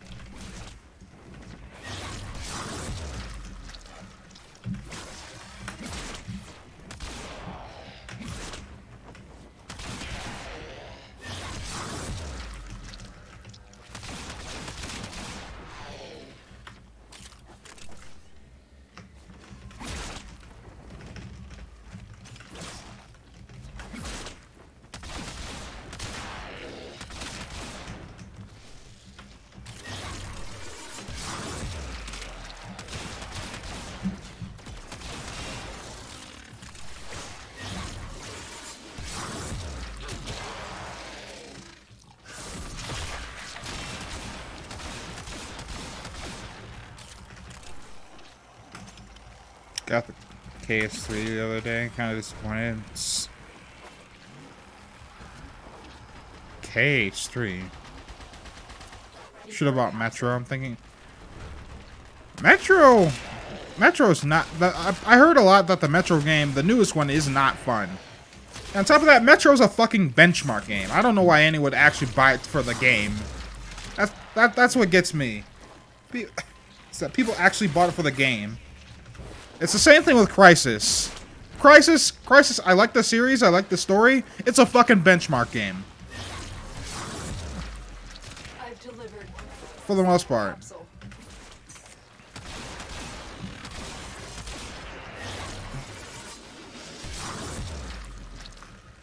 Oh, right. Kingdom Hearts is convoluted as hell, I hear. That should be going for So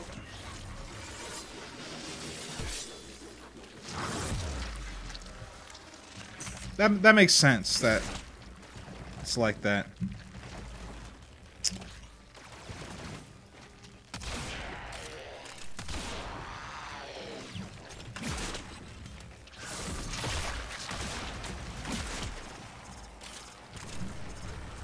Feels like you're traversing the orb valves with your operator. Funny.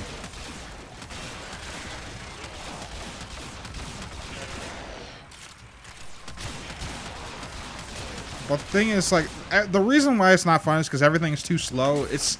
They function similarly to the other Metro series, but the other Metro series were like indoors-ish, so it made sense that everything was slow because it was a survival horror, you know, similar to like Resident Evil and whatnot. But now that everything's outside, it doesn't make sense for you to be that slow anymore.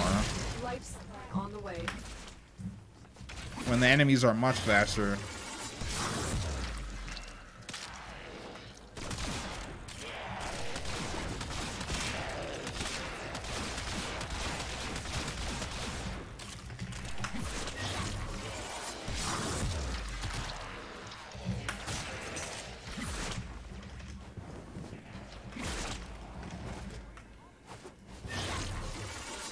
Additional life support has arrived.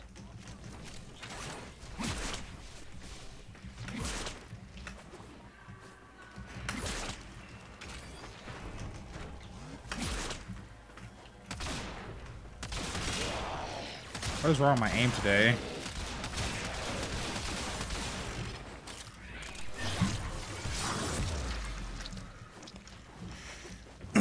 Game doesn't pick up until you reach endgame. Yeah, 2033 and last light, slow pacing worked in tight corridors. Yeah. But when there's no tight corridors, it's slow as fuck.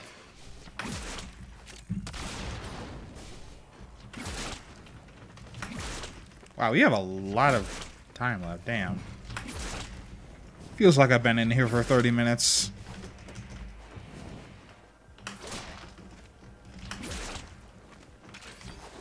But, like, Kingdom Hearts 3 lacks a straightforward story. Or Kingdom Hearts in general lacks anything straightforward, which is the problem that I hear a lot.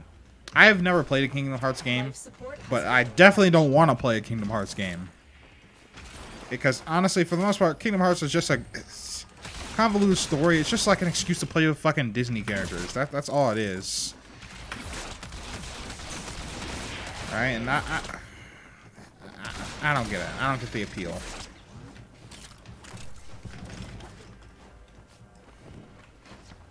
Oh yeah, CSGO is free now. But they separate free from, like, premium players. People who have actually bought the game. They separate those two out. But the thing is, if you want to, like, get into CSGO, right, and you pick it up for free, you're fucked, dude. Like, it's over. It's just hackers on hackers on hackers. And they made a fucking battle royale in CSGO. I don't know why the fuck they did that. Does anyone still even play the battle royale for CSGO anymore? Like, seriously?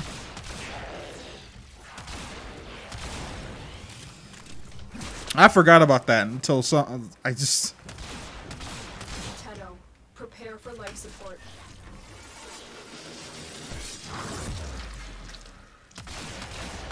And seriously, I don't know what's up with developers going the battle royale route when it's just...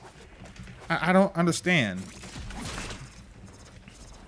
The only reason I could maybe see an appeal against battle royales is just that it's like a survival horror, but you're fighting other players and not fucking AI that Transformer or some other bullshit. That's basically what I think of battle royale. Another life support capsule is It's the MOBA rave. MOBAs are actually fun though. That's the thing.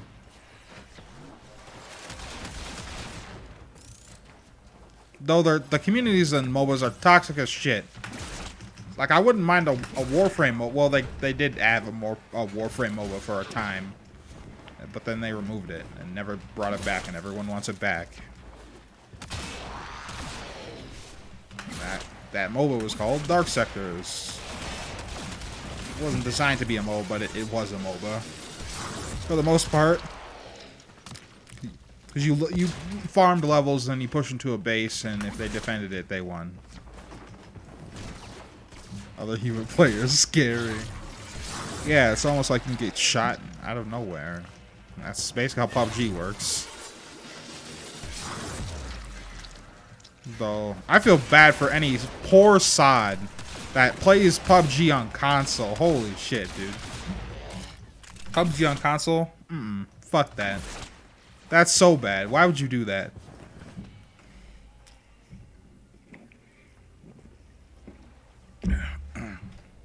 League of Legends 2. Be awesome.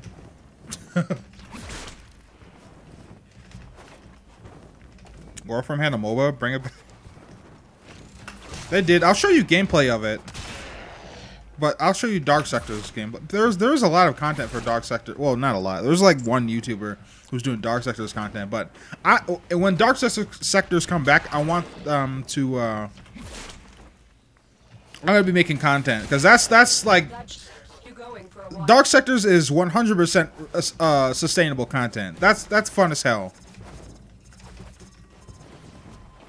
That's what I want to do. Because that's going to be the sustainable content for me. That's what's going to keep me coming back. Because it's basically competitive Warframe in a way, but it's not. Like you're a clan versus clan in a end goal, basically. Almost a community goal. And it's great. Like I love the premise of it. It's too bad I didn't play Warframe early enough to play it.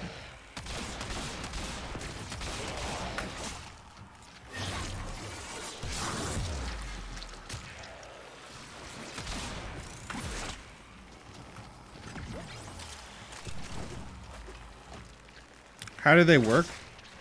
What, the Dark Sectors? I'll show you after we do this alert, and yeah. But for the most part, you had all your gear and all your PvE mods. There wasn't like separate mods for Dark Sectors or anything. It's just like you had all your PvE stuff, and they did the same amount of damage. But now in Dark Sectors, you start at everything at level 0. And once you level up, you get like you gain a level, but level on one of your weapons, but also you gain like a level on one of your mods as well. And it just keep going until you like maxed out. It was excellent. Another life capsule is Yeah, that's now available. it's basically Warframe Gambit, but like way better than Gambit because Gambit fucking sucks. Well, now it sucks, especially with the introduction of more machine guns. Machine guns have really fucked Gambit, to be honest. Gambit used to be fun. And now it's like really toxic, to be completely honest. But it's better than Comp. Comp is ass. I hate Comp, but I need to go farm Luna kills for my Not Forgotten next season. I don't know if I'm gonna go for that or not, to be honest. But since the Last Word is kind of better than Not Forgotten right now on PC, I don't know. Maybe it's not worth it. But I just want to have Not Forgotten, so like, cause I don't like I hate the range on Luna. I hate how it's so short. Where are these guys?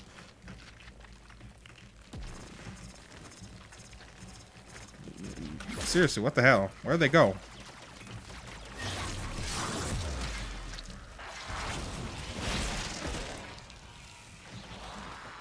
This is legit a good idea. It was. I don't know why they probably removed it because of parkour. Right? There's no stamina anymore. And stamina is probably what balanced PvP. That's probably why stamina was there in the first place. Is balance for PvP, and it wasn't parkour spam. They need to find a way to address that, basically, if they want to bring that back. Same thing with Conclave. They need to find a way to address the movement spam.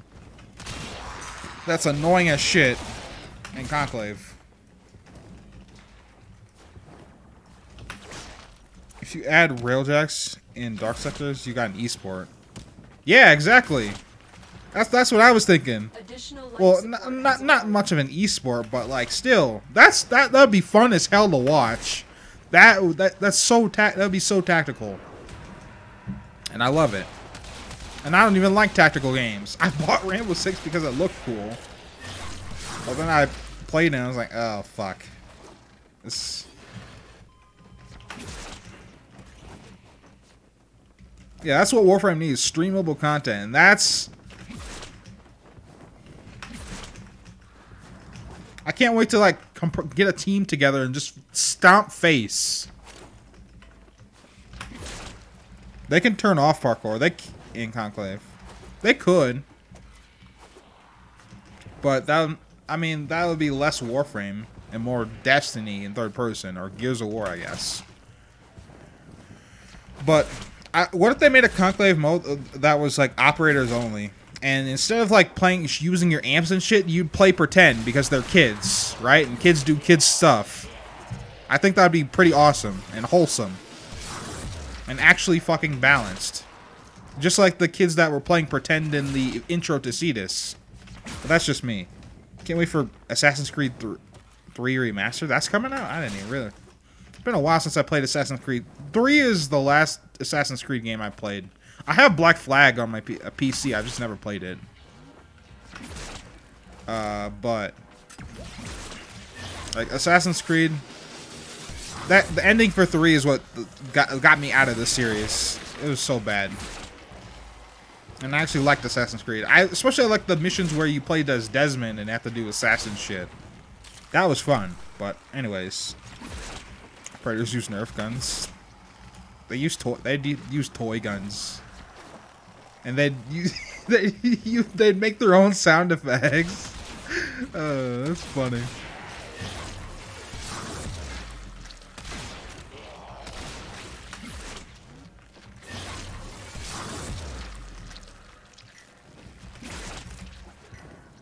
Innocent parkour doesn't make a difference.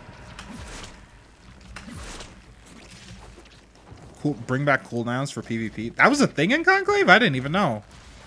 Cooldown. Well, I mean, they have energy costs, but now we have mods that in Conclave that combat energy. So. And the thing that probably makes Conclave worse is that the matchmaking for Conclave is decided by how high up you are in the, what is it? In Teshin's rank. So I'm max rank and I'm going to play with only other max rank players, but that... So I'm going to have mods, basically. I'm never going to encounter a new player. That's basically what's happening. Would operators cheat? Like, I don't know. We'll see. I mean, that sounds like a fun idea, but it probably could... I don't know how practical it would be.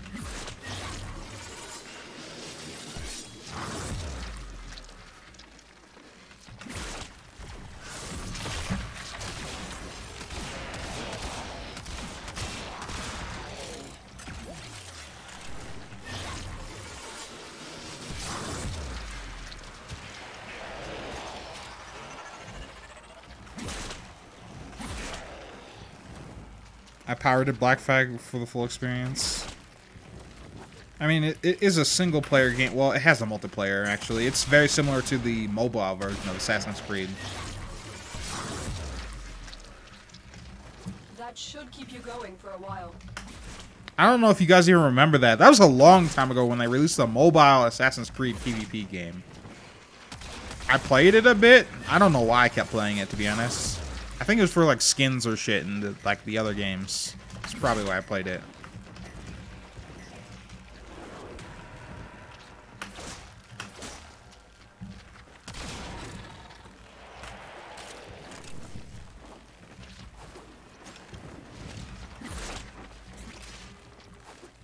I mean, they gave the game out for free, to be honest, so I don't know why we pirated it, but alright. You pirated a pirate game. Funny.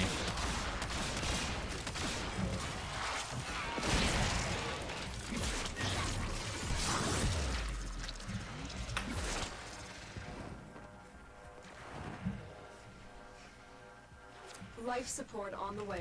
Psychonauts? I never played it. Or I might have played it, but I didn't give a shit. Is that 2D MOBA or whatever? Or am I thinking of a different game?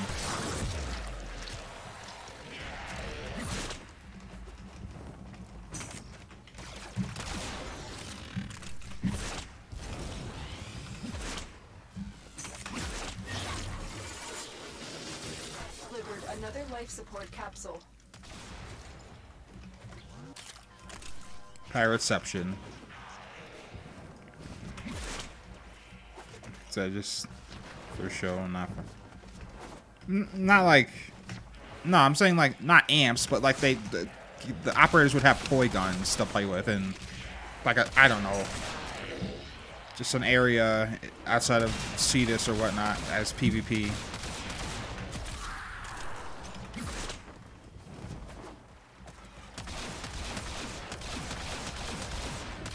And then some of their void powers would maybe be their ultimate. I don't know.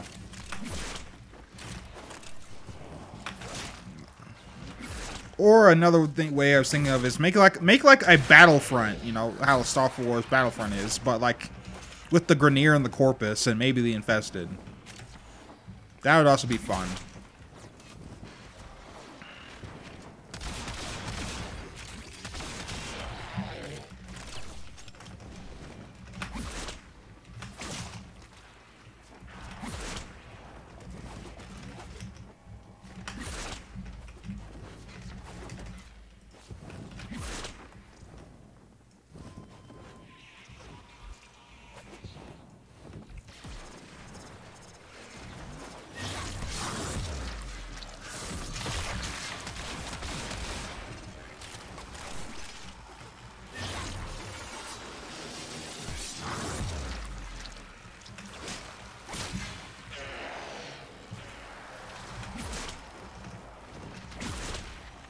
Pirated Warframe, lol.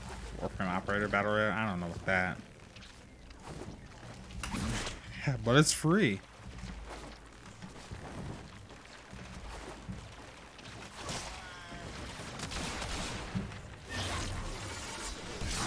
It feels like I've been in here forever. We're almost done, but like, holy shit, that was a long 30 minutes. Felt like an hour.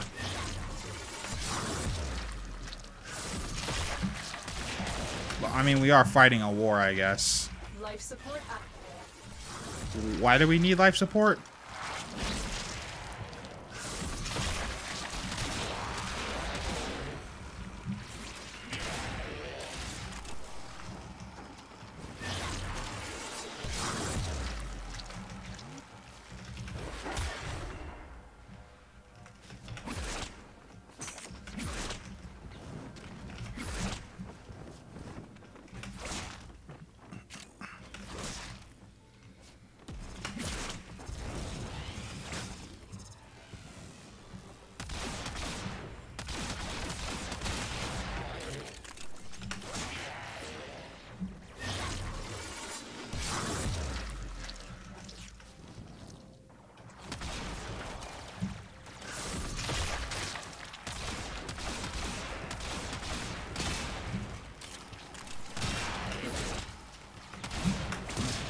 For a capsule. When you are ready, there we go. Go to extraction. We out of here. Do Hydroid mains even exist? I encountered a Hydroid main on my Discord server. The dude was the cringiest fucking guy I've ever encountered. Just saying cringy shit unironically. Like, I'd have to dig up through his logs. Another life support capsule is now available.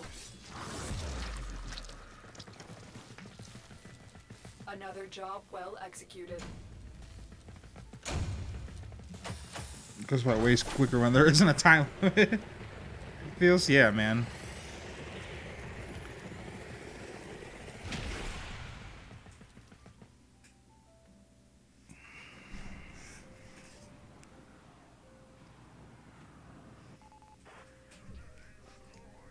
Like, the shit he said was just garbage. Like, literally. Let me dig up some of his fucking shit. I don't even remember what he called himself. I think it was just V. Why did I do this? What? Oh.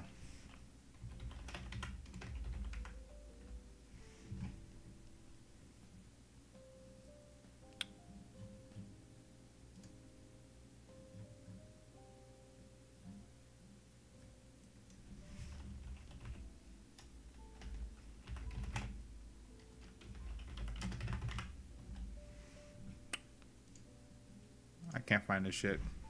I don't remember what he... A warlord for my forward clan was a furry who made us subscribe to his channel, or else we'd get expelled from the clan. I just fucking leave, dude. That's stupid. That's like...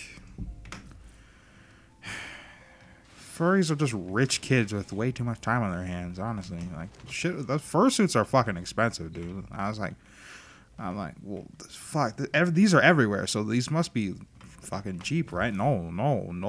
The fucking, I was informed that fursuits cost thousands upon thousands of dollars. What? Who would buy that for $1,000+? I don't understand. Furries are, I don't get them. I get. Anyways, so I want to finish this, but I get the fuck out of there if I were you. That's pretty cringe. Or just a fetish. I wouldn't say that because because some say, because only like I want to say half of the furry community think it's a sexual thing, and the other thing is just thing like it's just I don't know how to describe it. I'm missing words right now. Anyways, let's see why he gave this a fucking 8.8. Okay.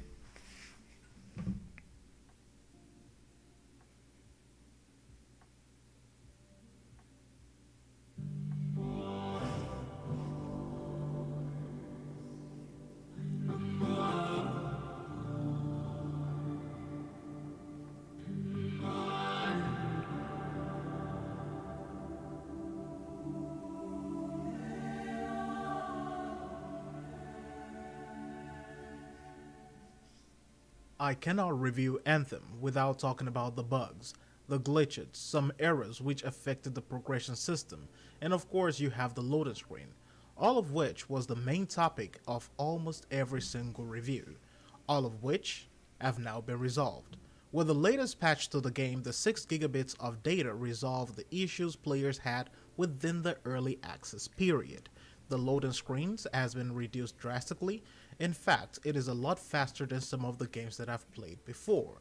Loading into free play took me about 5 to 10 seconds. Entering a dungeon was about 2 seconds. Loading into another expedition. Oh shit, hold on. Look at the dislike ratio.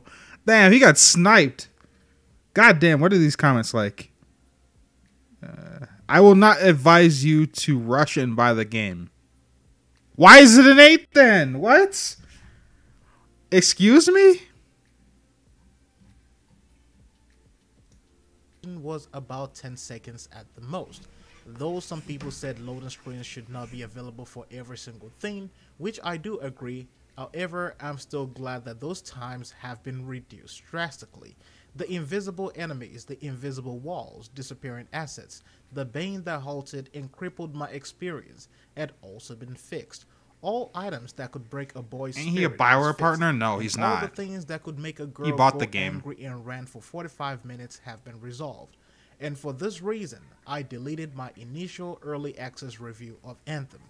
Anthem is a game that I believe most people reviewed too early. Rarely do we have moments when you see a turnaround, and at this point, I believe this game deserves more than a half-baked review. It deserves to be judged on its own official day release and on its own official day quality. Anthem is a game that sets itself apart from the typical world design of games and its genre. When it comes to looter shooters, you often result... I don't want to start more drama with YouTubers, right? Like, first there was the Reaper Hunter drama that I was just dragged into out of nowhere. I don't like drama, especially that involves my channel.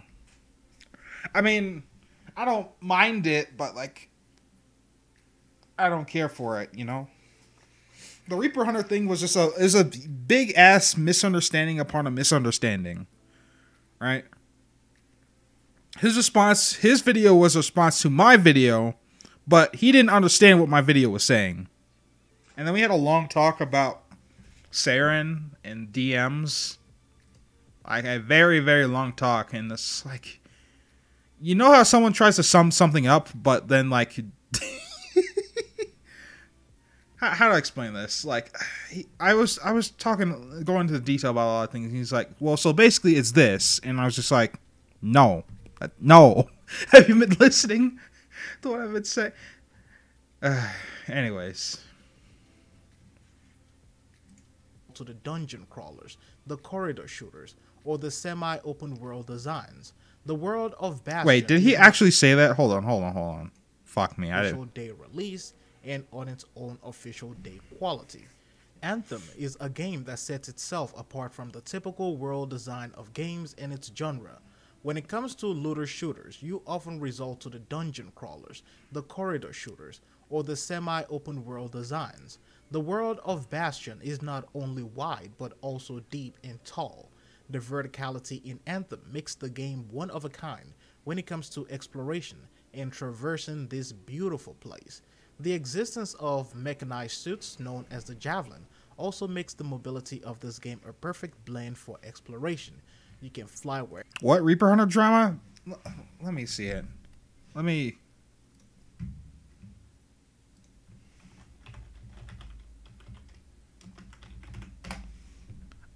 It's this. It was this video that he made where Saren 3.5 was far from nerf. Saren's not the problem, you are. And I think, what's his face edited that thumbnail. He's a mod in my Discord now. But it was... Fuck. Let me jump to it so I can show you what happened with Reaper Hunter and me.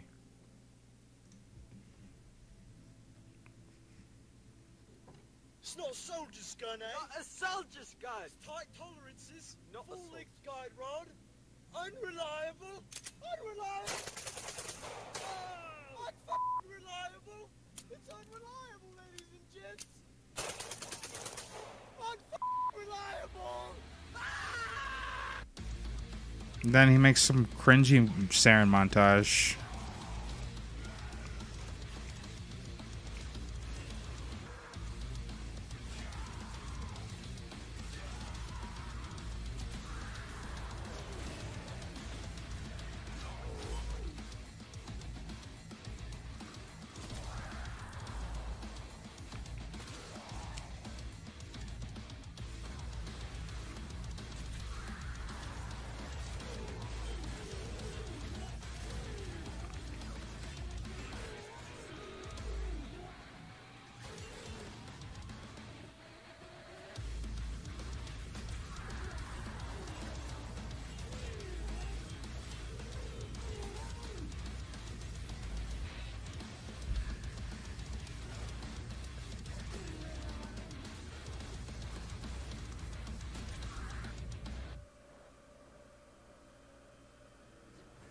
And then this part only proves the part of what other people are saying about Saren 3.5. Like, outside of ESO and the Simulator Chrome, she's not fun to play at all, and she doesn't do very well.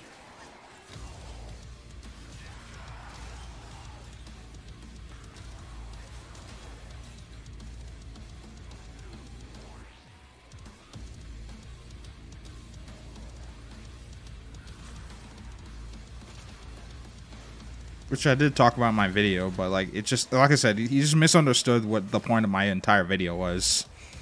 Which happens quite a bit, so I guess I might need to fucking, like, some of my videos I just need to look at then. But I also in the past I used to do that shit on purpose just to fuck with people that didn't watch the whole video. But this goes on for a while. But he was digging through my comment section.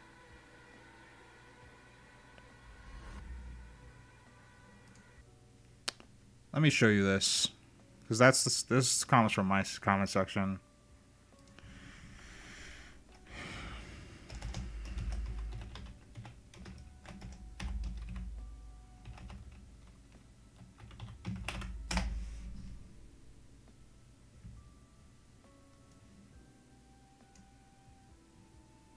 Hold on, I gotta put this in a mini window. There we go. But yeah, just digging shit through my comment section. But anyways, I don't know why. But misunderstanding.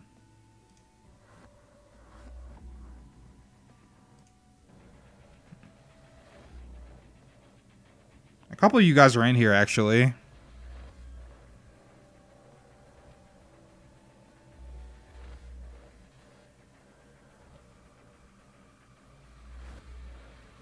Anyways, he's just digging through.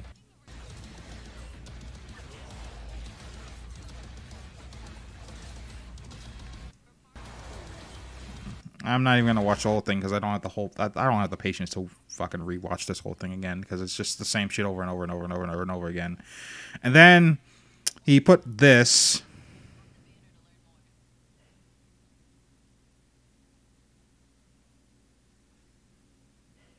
And then, like, I need to tell you now, don't go mess or harass.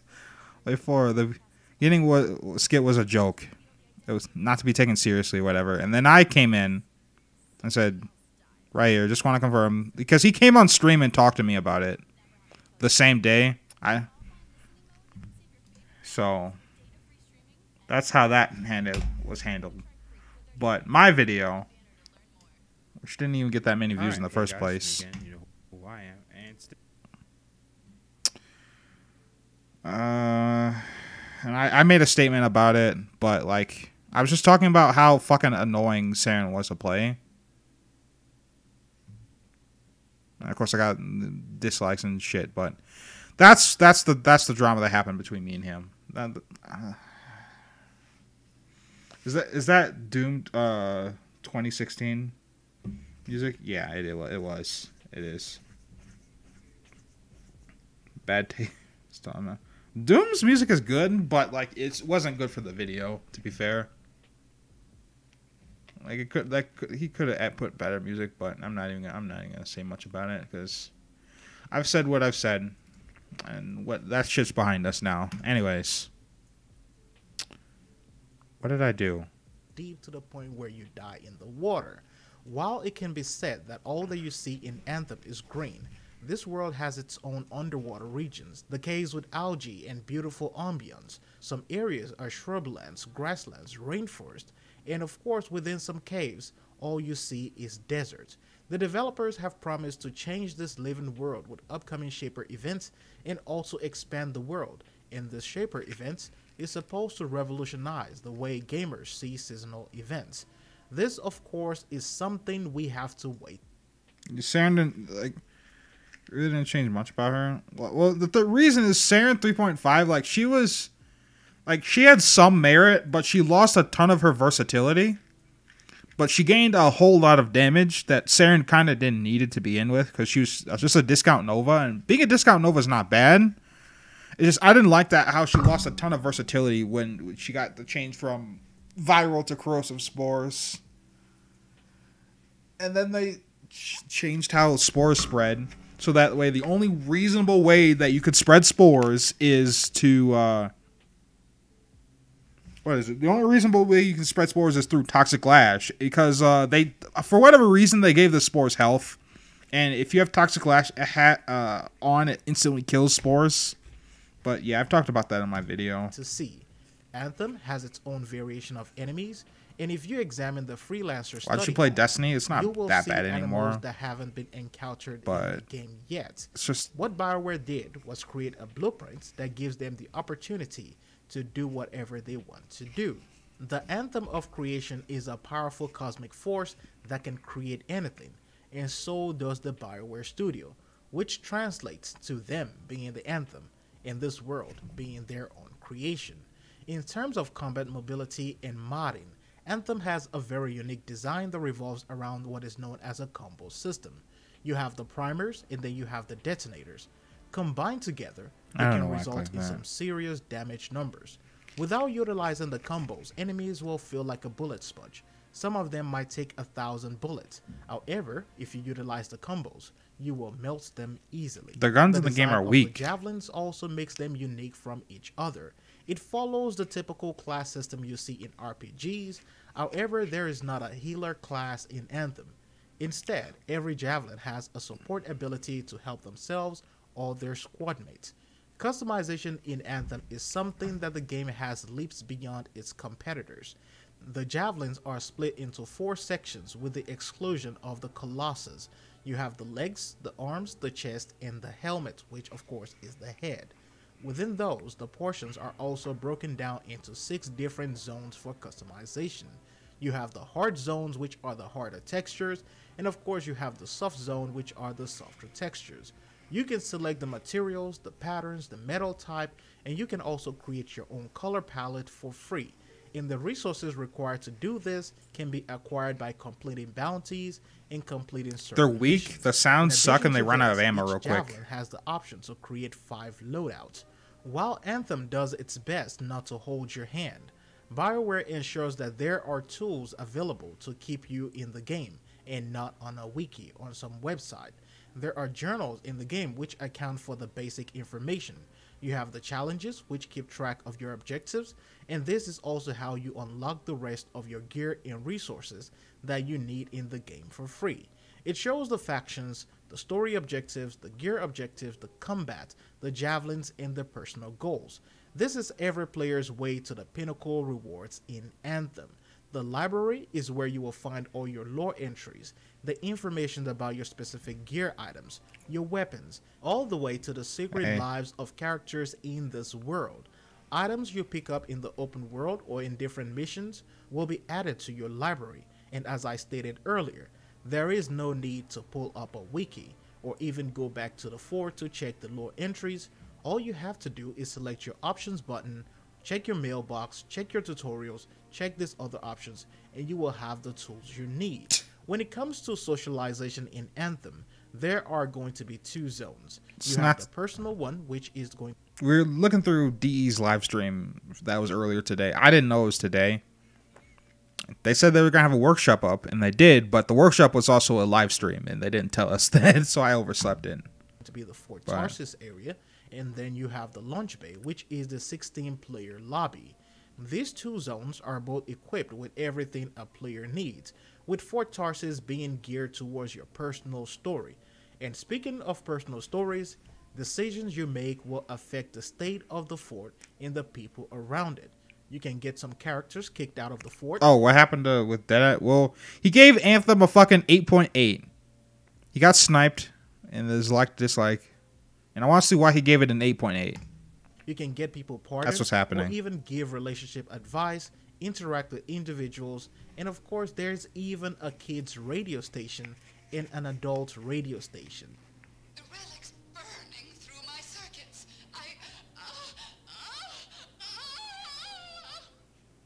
Now we return to our heroes. What the fuck was that? I have to silence it. Kista, hold on. Kista! Oh, Kista. Sweet mercies. Alive. Interacting with certain individuals will get the pools cleaned, while certain interactions What do I rate will Anthem? increase It's a the fort's 3 economy and bolster the for population. me. Now, in terms So of I played the beta optimization and and settings, the demo. this is one aspect of the game that still needs more work. But with the recent patch, I haven't noticed any hiccups at all, and my game has been running very smooth.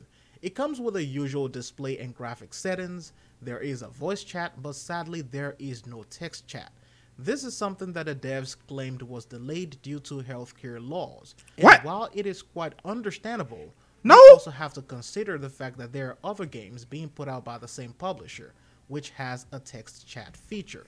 But at this point, the lack of a text chat feature creates restrictions for players without microphones or the ability to speak. Accessibility features are top priorities when it comes to game design, especially in a game that requires a lot of coordination.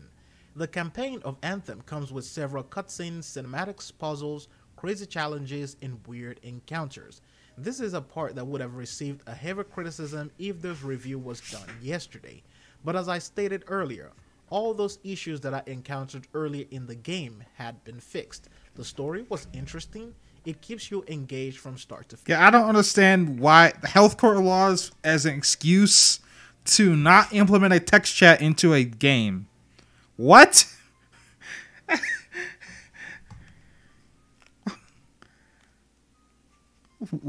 That makes no sense, but all right. Finish. I completed my first campaign in about 15 hours. I started the whole thing again, and without the loading screens, it is estimated to be around 14 hours. That is, if you speedrun the critical path. Activities in this game now correctly tracks your challenges and creates a seamless transition throughout the main story, and you also have this amazing connection with each thing. In terms of replayability, this is where we cannot really judge the game. For fans of the looter shooter genre, there isn't an issue with doing the same things over and over. However, if you're not into looter shooters, then things like this would get repetitive to you and get boring over time. No. That's not the thing. Thing is, it's just like when it comes to repetitive like things, like they only become repetitive if they are quite literally the exact same shit over and over again with no reward.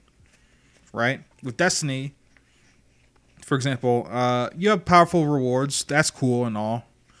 But where it becomes repetitive is just doing Gambit matches or doing PvP matches. No, it's the same shit. I've started dreading Gambit matches now. I just started, even though I want to get a better Parcel of Stardust. Just the thing is that it needs to be different enough each time. The combat needs to be good enough for the repetitiveness to work. Like Warframe. The combat is fucking amazing in Warframe. Alright? Combat second to none.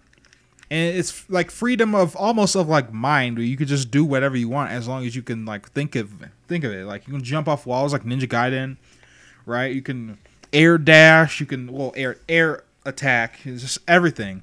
That's what I like about Warframe. It's the combat. It's great. It's the best combat system I've ever played. And the power fantasy is also great because the gameplay loop is good enough to where it's the repetitive nature is not even a problem. So if I look at my Steam hours real fast for Warframe,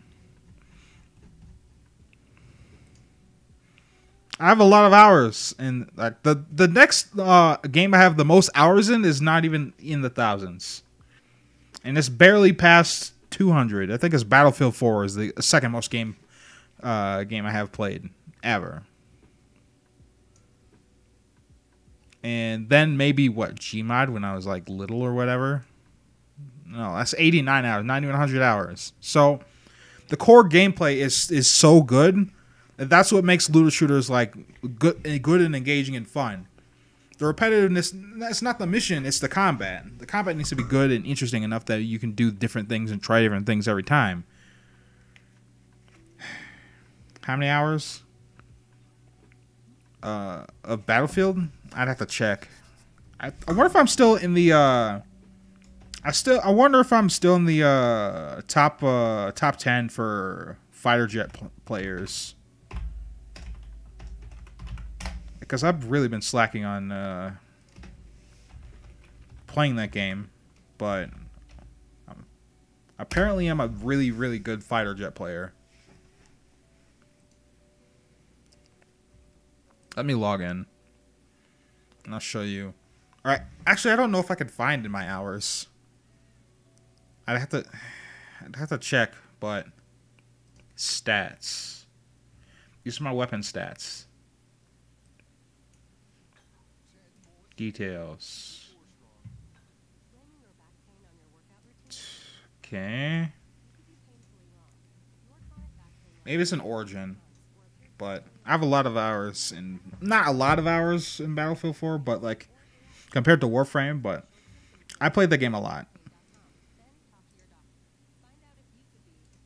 There are currently 3 strongholds in the game. Would I stream Apex Legends? I'm not very good at that game. It probably wouldn't be fun to watch. Which is the equivalence of a Nightfall Strike in Destiny. And with the upcoming Act 1 expansion, they will add another stronghold. Now this of course does feel like a mini raid from time to time, and the expansion to the game will also bring more events, new stories, new quests, and new things to do.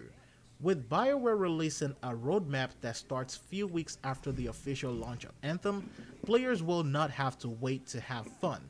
The grind is not heavy and the drop rates are not bad. There is monetization in the game, with the highest item costing about $8.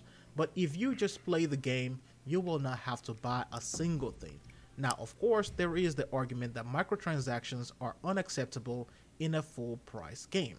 However, there's... Okay, here's the thing with Anthem that is probably the most controversial thing I'll say on Anthem, but the store is not that bad, honestly. Like, in games like Titanfall 2, where that was a AAA game, that also had microtransactions that were the same price as what got leaked, where you had $20 for a skin. I mean, the skins were cool as fuck, but still... I mean, no one had complained about that, right? And in Anthem, at least you have a way to get them without paying. Though I did buy Veronin Prime, and I think I bought Tone Prime because of the voice, but like, still, that's $40 down the drain for basically a skin and a voice pack for 2 Titans. So, or did I buy the whole thing? I don't remember what I bought as far as Prime Titans go, but this is not that bad. At least they give you a way, because most EA games don't do this at all. So this is super rare for EA to do this. It's also another counter that that's just me. How are the devs supposed to maintain the studio, sustain themselves, the developers, the servers, and continuously release free DLCs for the game? These are conversations that I will try my best not to get involved in ever again, since we'll live in a world where disagreements could lead to hate. Personally, I don't buy microtransactions in full-price games, so I don't have an issue with it. The grind of the game will not force you into buying microtransactions either, so I see this as a fair monetization system. When I compare the early access build to the patched build... You're right, they are good games, but like it's still a thing that you could probably do without. And the game wasn't doing that too well anyways, as far as statistics go and player base. Though, thanks to Apex Legends, the player base is apparently better now. I haven't got into the game anymore recently, but it's better. And yeah, the Nightfall Strike is a joke in Destiny 2. Well, in Destiny 1, it was really fucking hard. But other than that, yeah. For the game, it feels like a totally different game. Some people will say that the game needs to be stripped down and built from the ground up, but I think as long as the initial programming language for the game isn't sloppy, there's no need to remove a feature or remove an entire game mode. A simple patch will fix these issues. The voice synchronization system is still a little bit crazy, but I noticed a lot of improvements. Tethering and teleportation system has been fixed as well, so it's not constantly dragging you and trying to teleport you or dragging you into another loading screen. Loading screens have also been fixed. As I stated earlier, I don't have an issue with it anymore. How much do I think I've spent on Warframe? Definitely over $100, because I bought 3 Prime Vaults, and I bought some 10th Gen. And I bought some Platinum a long-ass time ago. Does Destiny 2 still have a time limit on the Nightfall Strike? No, it doesn't. Nope.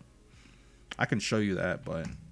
Most of the technical issues within the game has been resolved, and the game will continue to receive updates. Another thing that really needs some work in the game is going to be the CPU and GPU usage. Anthem, at times, will take up to 3.9 GHz on my CPU, and sometimes my GPUs will be running around 90 to 95%. This, of course, is something that happens while I play on ultra settings, but as stated, technical issues are often easier to fix, but I still think that that is a little bit crazy when it is using your GPU up to 95 or 100%. My other issue with the game is going to be with the weapon diversity. While a lot of these weapons perform differently, the game still needs a better appearance system to separate each weapon from each other, make them look unique, a lot beautiful, and a lot menacing. At this point, every weapon in each class looks like the next one, just with a different name or a different color. I would have loved to see some uniqueness like the ones we see in the Destiny franchise, or the opportunity to color and change these weapons. I would also have loved to see additional weapon classes in the game, something that feels like it was forged from the Anthem of creation itself, much like the exotics in Destiny again. Those are the only things that I believe need some work in this game, and I think it was poor making every weapon look generic. but I believe that they will adjust that and add some unique looks to them in the upcoming future. And as long as BioWare stays true to their word and continue to support the game, it will be one of the best games of this decade. Sure, it had a rough demo and a rough early access. The Anthem you see right now is a completely different game. Almost a 9, but it still needs some work. I will also say that this game is a highly ambitious game, and it has...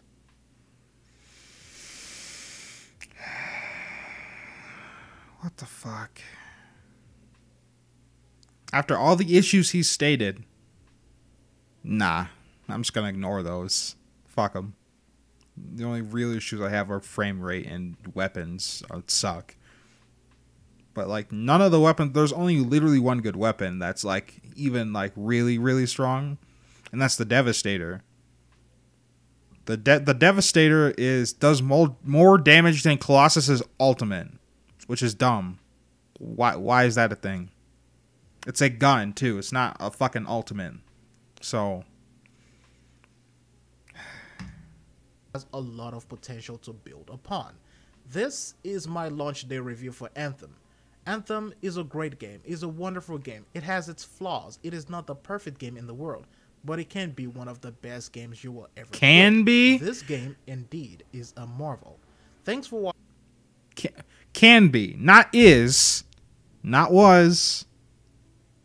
Can be. So this game has potential, and you gave it a high score on its potential alone. You know what else had potential? Firefall had potential, but it only got worse over time. Overwatch had potential, but the game's not fun at all. And people who say that game is fun is lying, or they're brand new to the game. So, watching this video, hope you found it informative. Hope you enjoyed as well. It's DS signing out. I'll see you in the next one.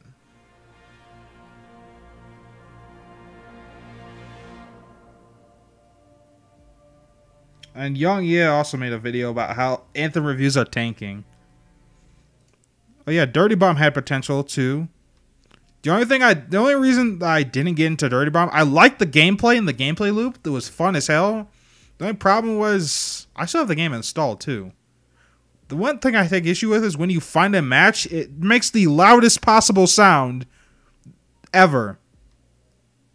Like sometimes I'll have my headphones off and it still scares me how loud that fucking sound is. Like when you find a match, and it's like the player base is not dying.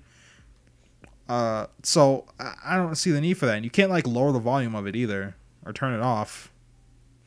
Even when you're tabbed in, you still hear it. It's annoying. Battleborn had potential. Yeah, it did. It really did. I like Battleborn. Battleborn was fun. It went free to play, but like no one plays it. So the only way you have to play it is you have to find like these weird Discord servers, like I have, just to play the game. Where's my top end? There you go. Though I have the server muted because you get mentioned a lot in the server, but looks like even now, I guess this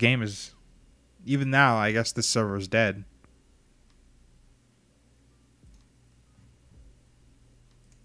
Challenge mode.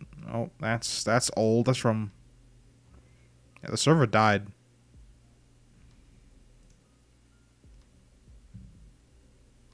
So, RIP. I missed this game. I loved it. It was really fun to play. I used to stream it too. What's his like ratio? It's... What is that? YouTube used to give you percentages here, but it's not good. That's what his like ratio is. Also, yeah, I have a theme on, but not great. Not very good. Let's take a look at his comments. The viewers record at 1440p ultra graphics. I personally have seen a lot of changes and improvements on my side. This view is from my perspective. Unlike most, I don't have the luxury of going through Reddit just to regurgitate the popular opinion. The game is flawed in many ways, but with this much potential and the dedication of the developers, the game will become one of the best games in this genre. No, it won't. Like, no, it won't. Its core gameplay loop is literally Firefall. Let me show you gameplay of Firefall real fast, just so you guys know what I'm talking about. Because that game is like 5-6 years old, and it shut down a year ago. 2 years ago.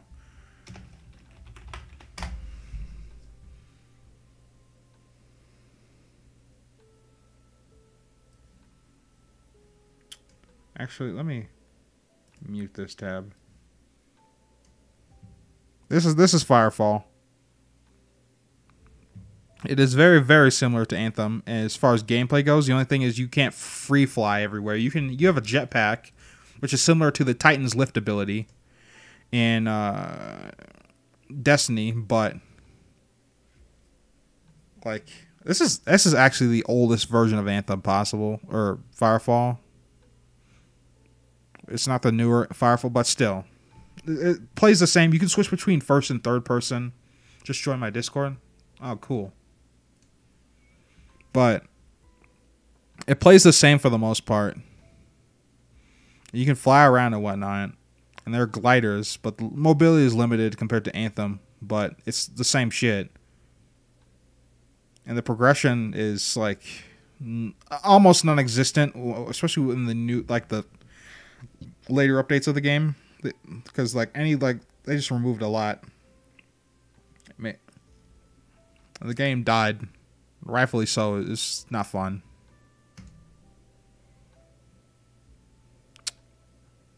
Yeah. All right, let's see the tanking reviews. See what Young A has to say about Anthem.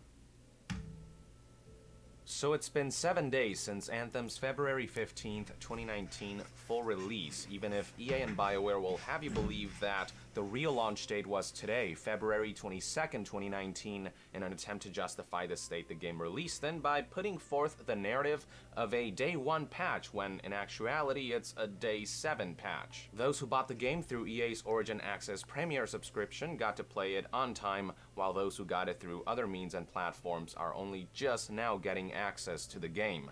This means that critics have had a weak head start to give potential buyers their feedback on the game. And if you've been following Anthem closely, then you'll know that reception has been fairly mixed, if not leaning more towards the negative end of the spectrum. Early impressions already seem to indicate that Anthem was a woefully flawed experience, but now that some time has passed since Anthem's launch, now that outlets have had a chance to complete the campaign and delve into the endgame, reviews have started to pour in, and one glance at the current aggregate will reveal that the game is not doing so hot. Currently, Metacritic will show that it's taken into consideration the review scores of 29 critics, and as of the publishing of this video, the current Metascore stands at 61%. Obviously, this number may fluctuate to and fro as more reviews start to pour in, but many of the big outlets have delivered their final verdict, and reactions so far have been middling at best. As for user reviews, while not the most trustworthy of metrics, it's currently sitting at a measly 37%. Even Mass Effect Andromeda, which launched to much ridicule due to its myriad technical issues and hilariously terrible facial animations, is managing to score higher currently with a Metascore of 71 and a user score of 49. Most of Anthem's review scores seem to be sitting within the ballpark of between 50 and 70%, while offering very similar criticisms. Website GameSpot gave the game a score of 60% and had one of the most extensive closing statements regarding their experience with Anthem, stating the following: Anthem has good ideas, but it struggles significantly with the execution. It's a co-op game that works best with no one talking. It buries genuinely interesting character moments and puts its most incomprehensible story bits at the forefront. Its combat is exciting until you get to the boss fights and find your wings have been clipped.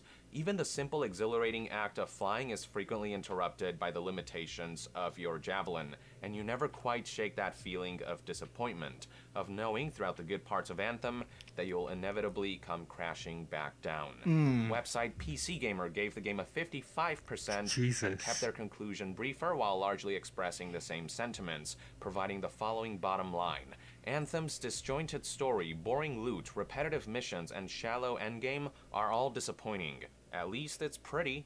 Website IGN gave the game a 65%, stating the following: Anthem has energetic combat, but it saves too much of what precious little content it has for the endgame, making playing through its mismatched story a tediously repetitive grind. Damn. Even those like Digital Fix, who gave the game a more generous score of 70%, had scolding things to say about their experience with the following quote: Anthem's technical shortcomings, dull combat, and pretty but messy environments combine poorly with a narrative that uses pointless binary conversation choices, a thoroughly typical snarky protagonist, and worn-out tropes to fuel its characterization and plot. These elements come together to make Anthem a chore of a game that's highly unlikely to satisfy anyone but the most desperate groups of loot-motivated gamers in its current state. As for the two extremes, the most positive review from Every Eye, which gave the game a 76%, stated this: a rich narrative composition, multifaceted and enveloping, is the setting for a frenetic and amusing gameplay, which draws strength from a surprisingly effective movement system, able to offer a unique flavor both to combat and exploration. The most negative review from Guardian, which gave Anthem a 40, had this to say: even where it is strongest, Anthem rarely stretches beyond the derivative. The combat, while well designed, is little more than Gears of War with jetpacks, and narratively it veers between inconsequential and downright irritating. This Anthem is sadly a tedious and conservative dirge that we have all heard before. Now, I myself will be doing a review of my own that primarily focuses on the campaign and the story, the part that I was most interested in, and I'll see how much I can delve into the endgame before I talk about that down the line. But what I can say for now is that many of these outlets are for the most part spot on with what my personal experience has been like with the game. The story and characters were terribly disappointing by the time credits rolled, mission structure was repetitive even by shooter-looter standards, combat lost its luster after that initial honeymoon period, and the game is all around dull and tedious. Adjectives I would have never expected to use for a BioWare game, but more on that in a future video. For now, suffice to say that feedback against Anthem has for the most part been pretty unanimous. Despite glimmers of potential hidden underneath the rubble, few can deny that the game has many issues and is hardly in an ideal launch state, and the word is out there now. That's not to say there won't be a crowd that will have a great time. Okay. So, DE just posted something on Twitter relating to Anthem.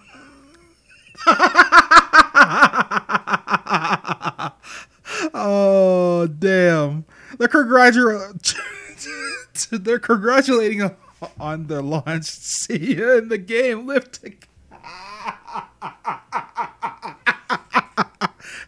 You're killing me, DE. Goddamn.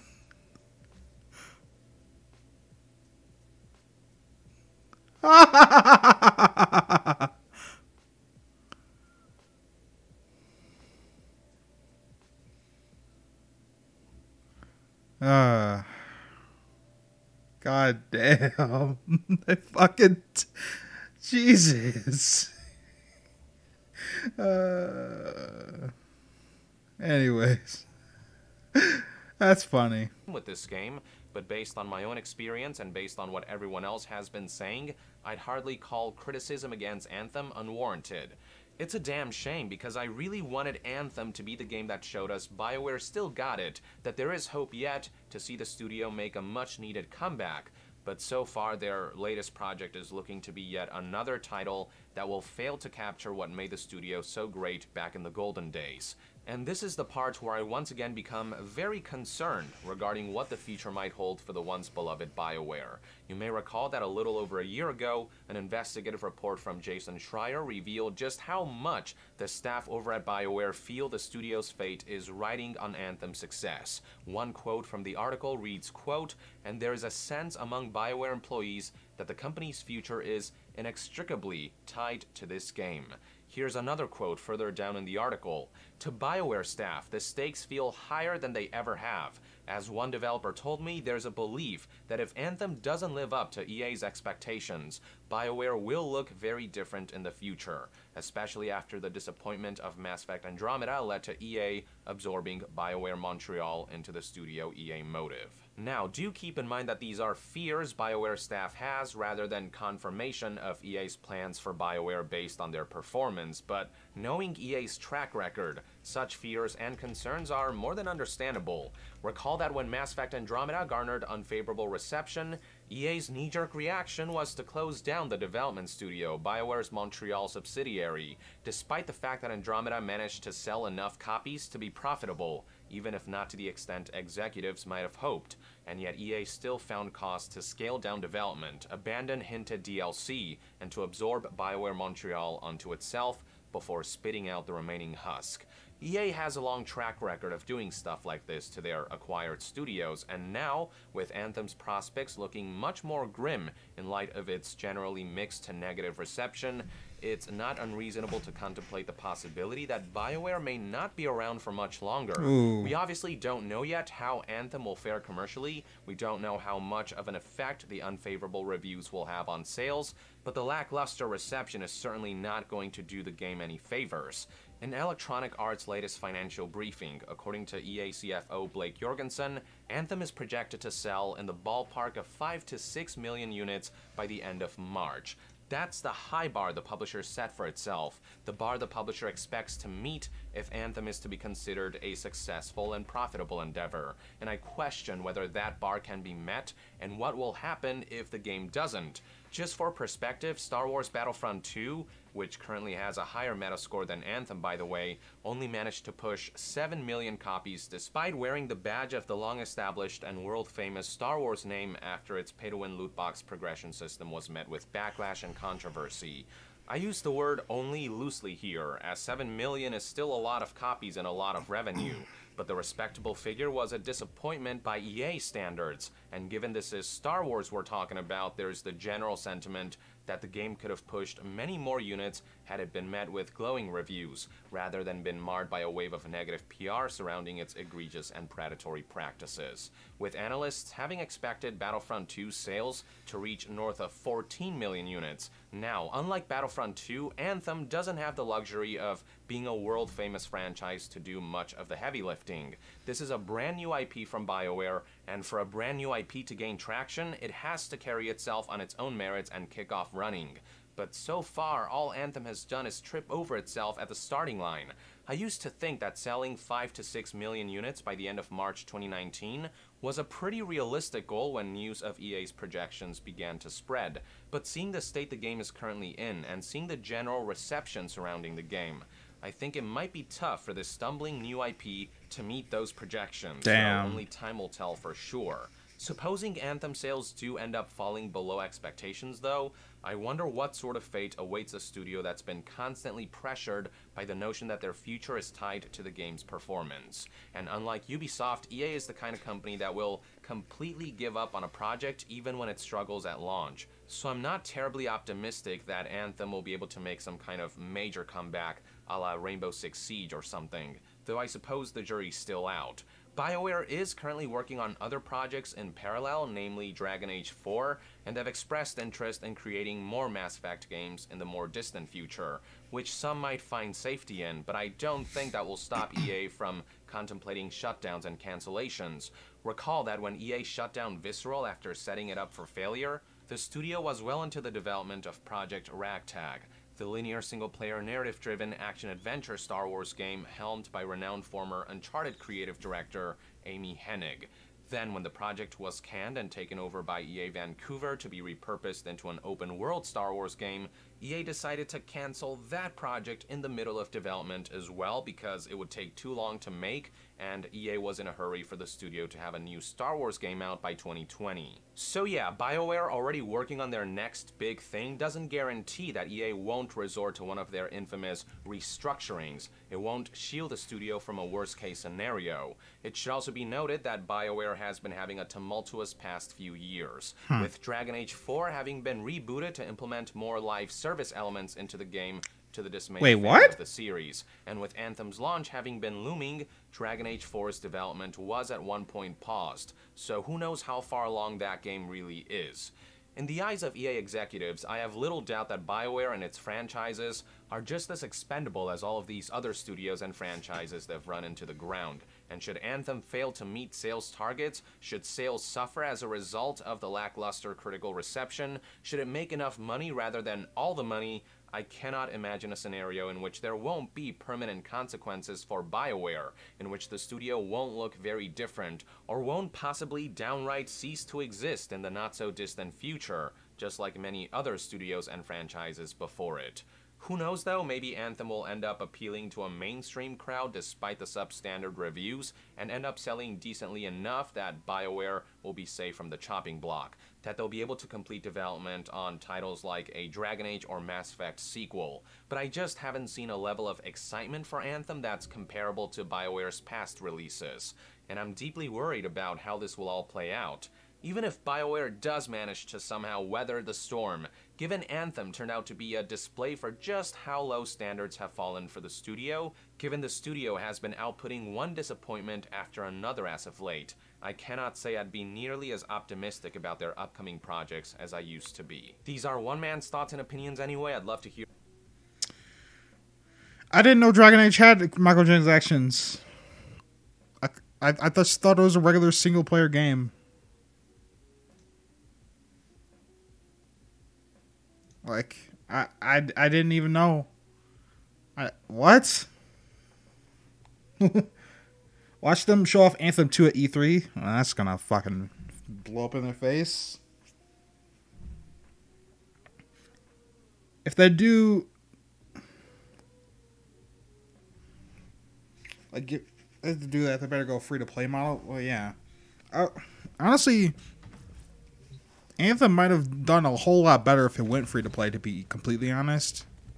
But that's just me.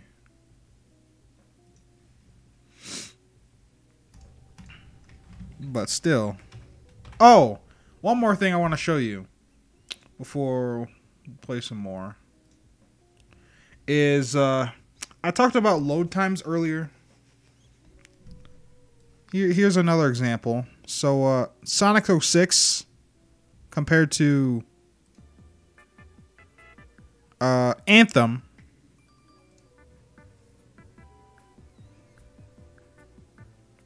I apologize for Twitter's video quality, but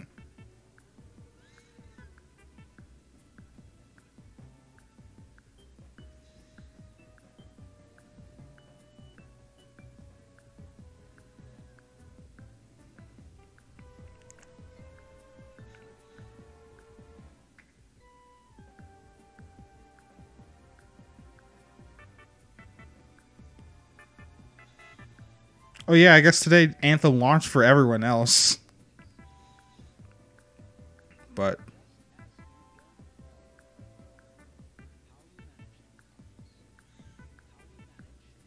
Anthem is still going. What the fuck?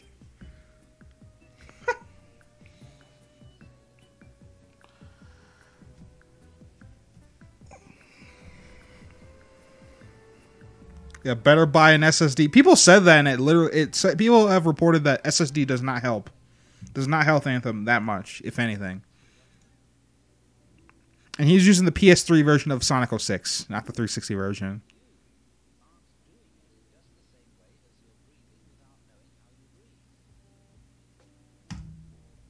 Steps on how to equip new gear in Anthem. Kill an enemy. Purple diamond. I fly over it. Touch a purple diamond. Papa confirms. Finally, complete the mission. Get a load screen. Upon completing a mission, I'm giving a list of all the loot I found. Turns out purple assault rifle in there.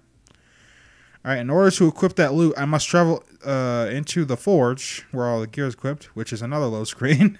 Equip the assault rifle, and then leave the forge, just another load screen. Start another mission, try out the assault rifle, that's another load screen. That's why I fucking hated streaming this game.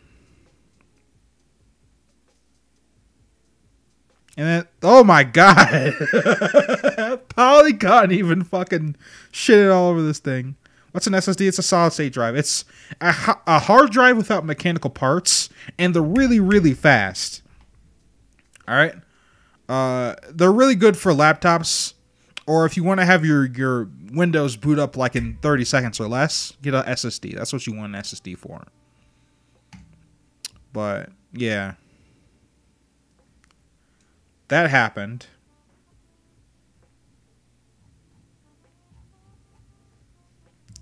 Let me like it so I can come back to that later. But And there's also something Brozine posted about Anthem load times as well, and I thought that was also appropriate. Let me jump to that and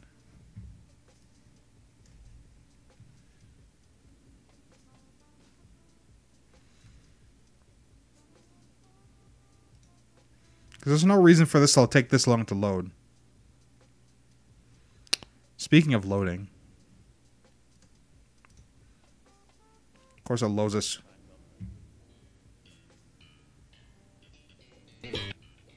Oh.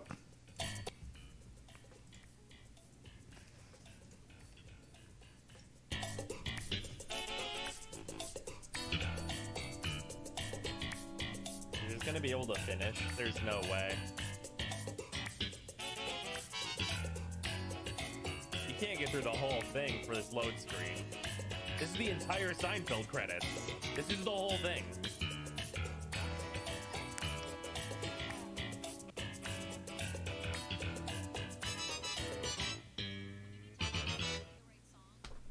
Loading screens are longer than the entirety of the Seinfeld credits. Okay, cool, great. Need some sign. So yeah.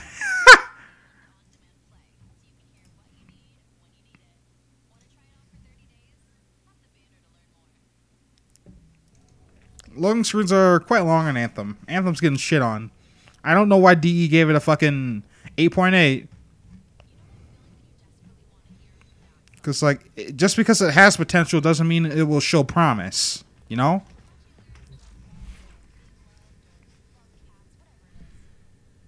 When it gets fixed, people better make this a mod. Oh, yeah. Unreal when fighting the War Mother. Well, they need to optimize open world areas. I'm thinking. There's a time-limited mission alert available. Check navigation. I'm thinking about doing a video where I go into my motherboard settings and I reduce my CPU to 2 cores, and I put in my old GTS 450, not GTX, GTS. Like that was before GeForce was, I guess, a thing. But I just put all my old shit in my computer, and I want to see how it runs Warframe, and if I can get it to play 60 FPS. So I might try that, do that for a video. I don't know if you guys think that's okay or not. Though. I also take out, I have to take out a stick of RAM. Thing is, I have like 16 gigs and they're both 8 gig sticks, and I don't have 4 gigs of RAM. Fuck me. 4 gigs of RAM on me right now. In fact, there's not a computer in the house that I even... Because I'm the only one using DDR4 in the house, and everyone else is using DDR3. That'd be hard to do. Oh, you're on Xbox. Oh, well, there's nothing you can do about that. Damn. I'm sorry.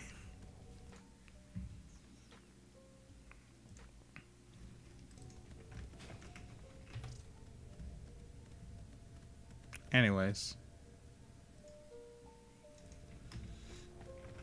I saw state drives like the little thing you stick in your micro SD. No. Is that the dance? But listen. SSDs are they're faster hard drives. That's what they are. And if you want to get an SSD, here's one I'd recommend.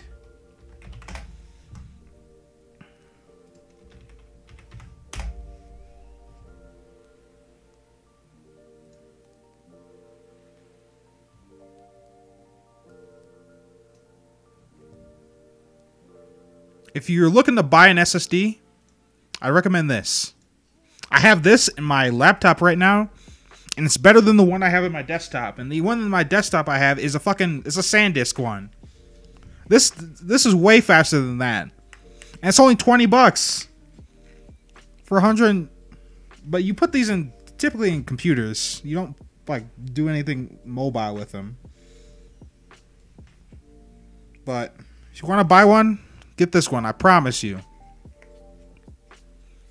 I'm thinking about getting the either terabyte or the half a terabyte version for my desktop. but we'll see.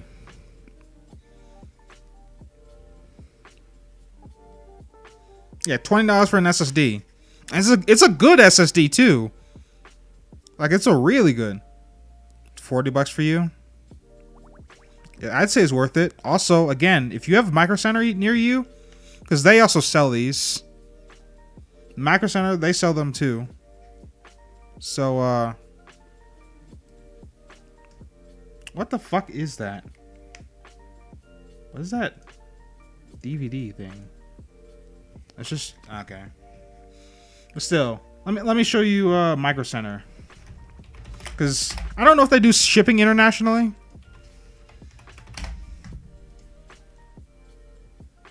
$140 around my price. Wait, what SSD did you buy? All right, so this is Micro Center. They have at least one of them in every state, and they also have a web store that they do shipping with.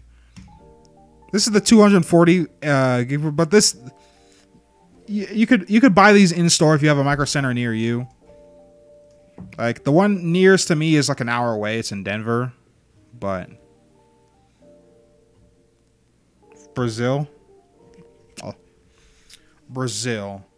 Then it might be best for you to buy it on eBay, because there are eBay sellers that sell this too.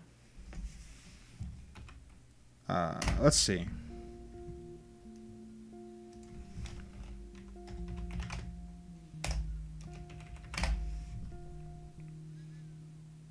Yeah.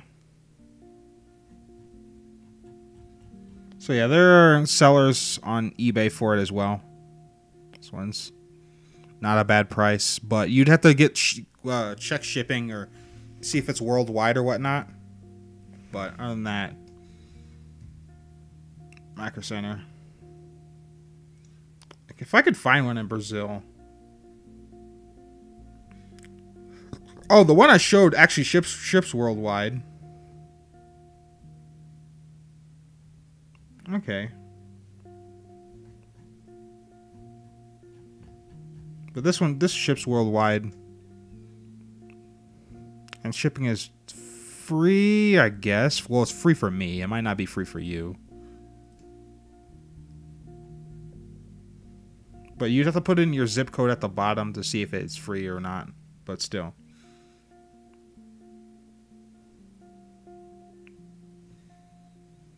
Yeah, no problem, dude.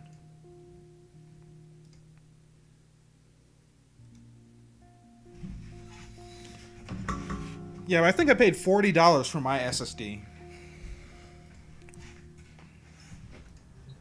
I had another one from another company, but it just died on me in a day, so I had to get a replacement, and I got the SanDisk one. And now I'm thinking about replacing that one with the inline one with more space. Link it so I can bookmark it. Got it. I'll give you the eBay and the Amazon one. Give me a sec. I forgot to save it. I'll dig through my history to find it. Alright, there's that one and this one. Alright.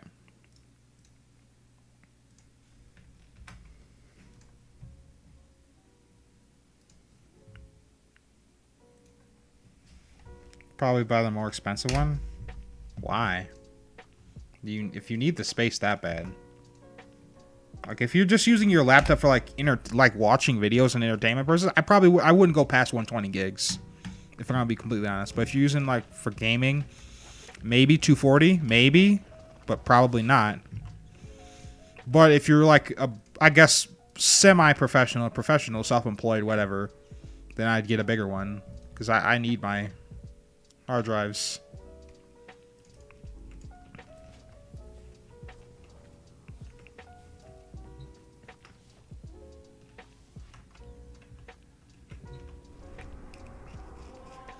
I want to see if I can trade in some ducats for another credit booster. I don't even need credits.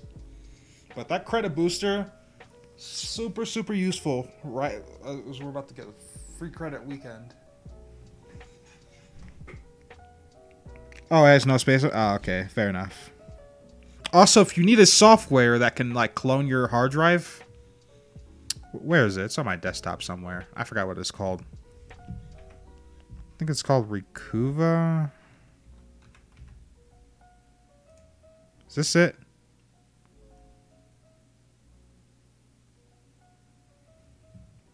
And of course it didn't open. Because fuck me, I guess. There's a software I use that helps me clone my hard drives and shit. If I'm trying to change boot drive.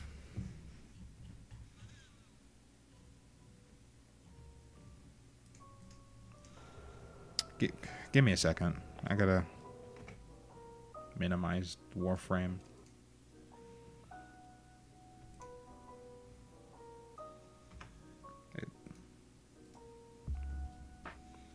Where is it?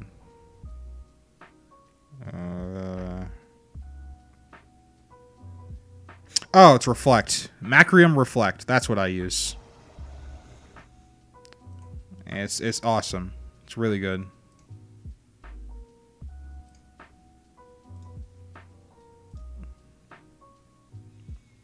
But that's the one you want. And it's free. I'll link that as well.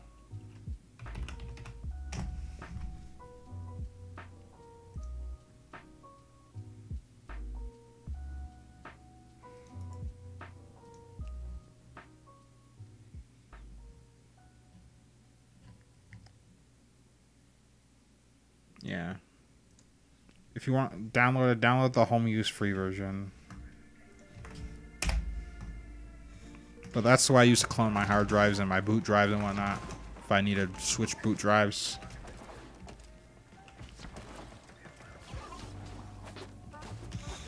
Yeah, quad booster thing, yeah. Well, that's like in nearly a month, 3 weeks actually from now. So it might not be smart to buy that right now. I wish I could like save them and like pop them in my inventory when I needed a credit booster. I wish you could do that. That'd be amazing. But then DE would probably not make money off of credit boosters.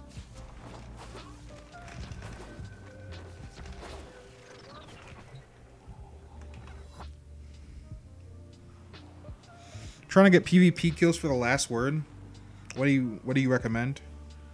Well, I'll only boot up Destiny and I'll show you what I use.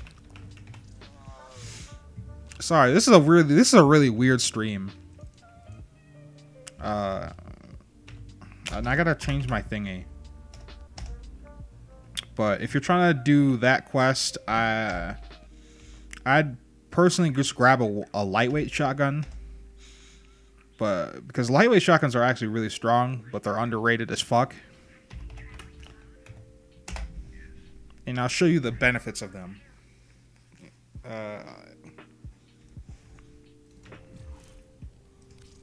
This is going to take some time because Destiny takes forever to boot up. Give me a second.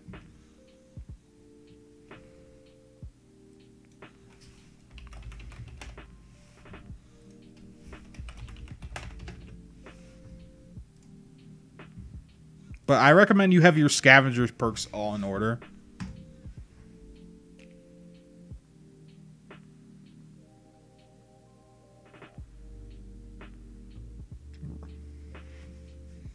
Retold is for noobs. Dustruck. I don't have a good solid retold. I have good rolls, but like I don't have a single one with accurized rounds on it. Give me a second. It's. I guess you guys could stare at my messy desktop. Oh well, that works too.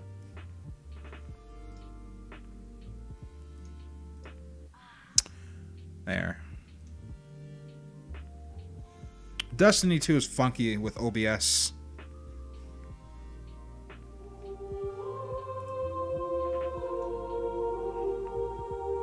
But if you're going to go for the last word, if you're struggling to get a 1KD in matches, like it's really simple. Just get your scavenger perks in order.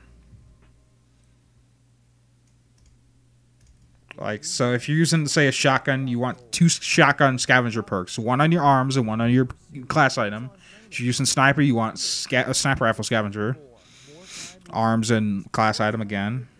Air fusion, same shit. You know. 3 loading screens to get to character string. Yeah, I hate that about Destiny. It takes forever.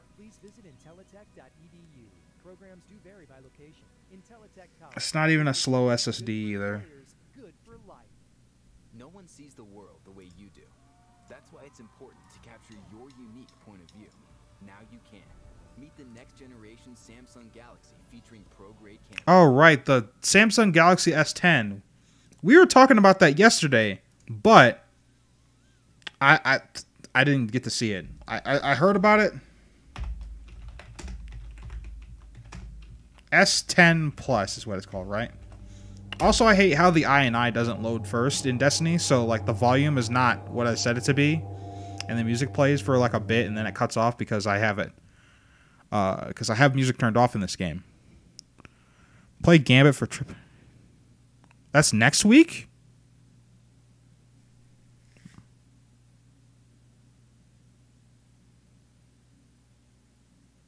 Or is that... Hold on. Triple Infinity next week. Because I need to get my 2 more resets in. What do you normally play? A Hunter, Warlock, or a Titan?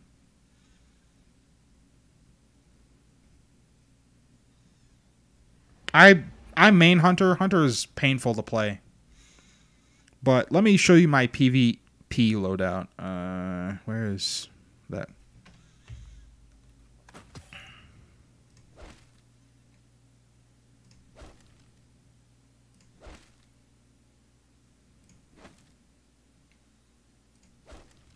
This is what I run as far as armor goes. I got a lot of 4 super mods. I put a recovery mod on my Snappies because I like high recovery on hunters because for me it alleviates the only problem I have with hunters is that you can't jump in from fight to fight to fight to fight to fight like the 2 other classes can. Primary of choice is Luna's Howl because I have it, but if you don't have it, use what you feel is best.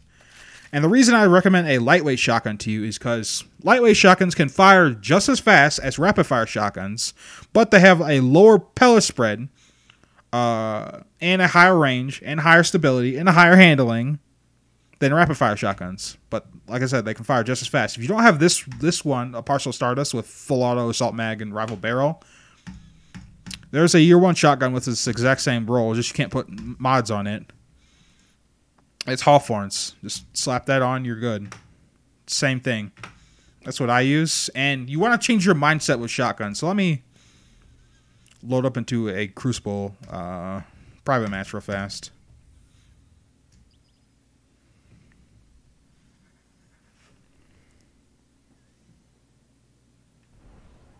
Betting how long will Anthem last before EA shuts down the servers? I'll give it 2 years. So 2021, probably March of 2021. They're fucking killing that game.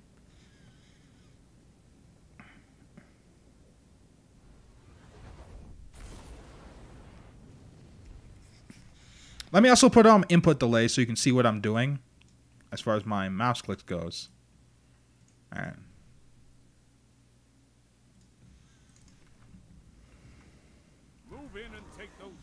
But the reason I use Stompies is because this actually makes Hunters fast. Believe it or not, Hunters are the slowest class in the entire game as far as movement goes and like jumps go. And the way to alleviate that is with Stompies. And with Stompies, I can actually jump out of shoulder charges or out of the way. With that, you can't do that. And since Titan skating is rampant on PC, I need a way to get the fuck out of there, basically. And hunters literally aren't fast enough. Dodge ain't shit. So that's why I use Stompies. And I also pair that with Strafe Jump. Strafe Jump, it pushes you in a directional movement, but it also pushes you forward. So I can fucking fly with this. And I like to get... This gets me faster places, and I can actually outrun things like Nova Warp when I have Stompies and Strafe Jump on. I can't do that with any other jump or any other exotic. That's why I prefer Stompies over, say, something like Gwizinvest. Alright? But the reason why I recommend you pick up a lightweight shotgun, whether it be Hawthorns or that be a Badlands, alright? And there's an energy version of this. You can get that from a Lost Sector and the EDZ. I'll show you where that is in a second. But the reason why I choose lightweight shotgun is because it's not a one-tapper, but it's a two-tapper. And the way you play with two-tapper shotguns, in my opinion, is you want to fire your first shot in a farther range than the other shotgun can kill. So basically, how do I put this? Basically, it's a shotgun that's almost defensive, but you can ape the shit out of people. So oftentimes I like to jump and then right there. And that second shot will almost always kill them, but sometimes the first shot does kill them. And because the shotgun fires so fast, I can get multi-kills like crazy with this. That's why I have so many fucking shotgun kills. Though this isn't my shotgun with the most kills I have. Well, let me get that real fast, because Destiny Item Manager. We're jumping in between games today. Yeah, we are. But the vest means infinite spectral blades. Not anymore. I mean, it makes it longer. And spectral blades is a good super now. It's not ass anymore, but I can get out of fucking shoulder charges. I can outrun Nova Warps. I can outrun every single super. The only super I can't really deal with this is Stormcaller, Stormtrance, and Hammers, because that's thrown. Alright. Shotgun I have the most kills with, by the way, is Mindbender's Ambition. It's the one I have a Snapshot on. But Quick Draw is actually a better perk than Snapshot, fun fact. 5 minutes. Plenty of time to fight. I have 800 kills with this. This is what I use to get Luna's Howl. This and a Go Figure with a Stability Masterwork and good range perks and whatnot. This is what I used to get Luna's Howl. I didn't even have Wardcliff when I got Luna's Howl. Like the only exotic heavy I was using was Play the Game. But other than that, that's why I recommend you do a lightweight shotgun. Missile Titan, no, I can't do that. I can't outrun Missile Titan. But that's why I use Stompies, and that's the way I do it with a Hunter. Now for a Warlock and a Titan, it's a bit different. Well, it's not that much different. Though for Warlock, I'd also recommend a lightweight shotgun for the same reason. Though bursts are a little bit different, and you'll have to play with that. But my preferred burst in PvP is Burst Glide.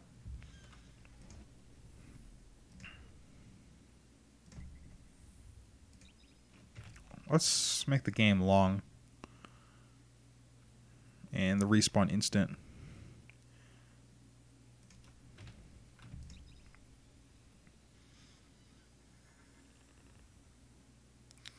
Can you outrun that thing that is Jotun? Here's the thing with Jotun. Jotun sucks. The reason why Jotun sucks is because the way tracking works in Destiny 2. Because with tracking, there is no proximity debt that we had in Destiny 1. So if you literally just step to the side, like literally not even run like to the side, just press A or hold A or D to one side, you'll dodge Jotun. That's why Jotun sucks. Sorry, I was farming. My favorite PvP exotic is Transversive Steps. Though I have the reason why they make you much faster. Oh, that's Blink. That's not Burst Glide. But typically I run either a 2 minute of Grace. In fact, a 2 minute Grace or bottom tree Dawnblade. Top tree Dawnblade is good on PC, but it's not good on console. But I run Burst Glide for. And what you want to do with that is like stop when you get the momentum, so you can fly forward and let the physics of the game engine carry you. I'd also recommend a lightweight shotgun because Warlocks can be absolute apes because they also have speed. They're actually faster than Hunters. I don't have any shotgun ammo. But for the same reason, just bam, bam. Bam, bam. Bam, bam. Sometimes you can get one-shots. Let me get some more ammo.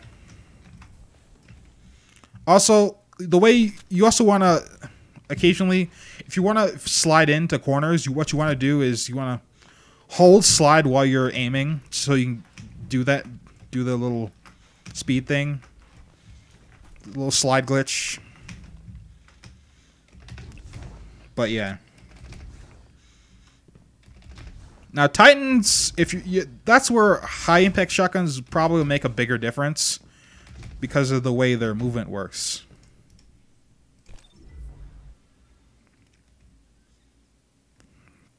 I don't have one-eyed mask. I do have a skating macro, but I don't use it in PvP. Alright. That's... yeah, that's fine. I almost clicked on Iron Banner. But my preferred Titan of choice in PvE or PvP is Bottom Tree. And I prefer Strafe Lift when you're not skating, but if you are skating, you have to go Catapult. And then I paired that with Eternal Warrior. Why Eternal Warrior? It's because it's actually OP and underrated. It gives you a overshield while using Fist of Havoc. This basically means you can't be killed. And unlike other overshields, let me actually load a Mayhem game. So I can show you this with my super. Unlike other overshields, the overshield you get with Eternal Warrior, it regenerates. It's not like a static amount of overshield like with all the other overshields in the game, where if you lose your overshield, the overshield's gone. If you lose the overshield, it can just regenerate back with Eternal Warrior. And with Bottom Tree, you can keep your super going for a very long-ass time. So, why is Breakthrough? Oh. Let me hurt myself, actually, in Mayhem.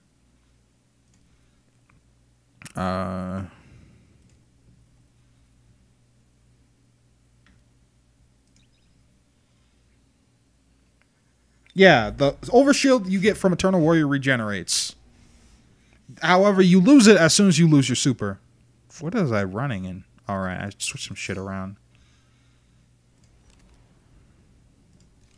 This Apostle Stardust isn't that good that I have right here, but it has Rampage, which I want on my main one, but no accurized rounds, or excuse me, Assault Mag. Reload Masterwork is okay for PvE, I guess, but they're actually nerfing full auto for shotguns. Destroy them with your light. Alright, so I need to show you this. But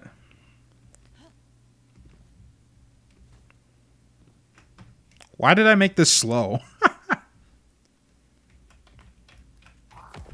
Alright, but when you're in super, gives you an overshield. People can shoot at you and lower it, but as long as you're in this, it regenerates.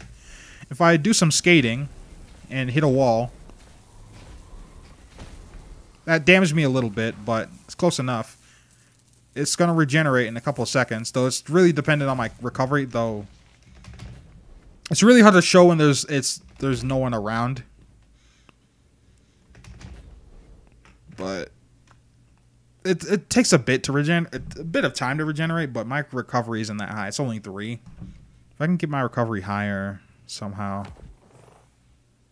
I don't have any recovery on my boots. And this also has... It's not that high still, but I'll put a recovery mod on here.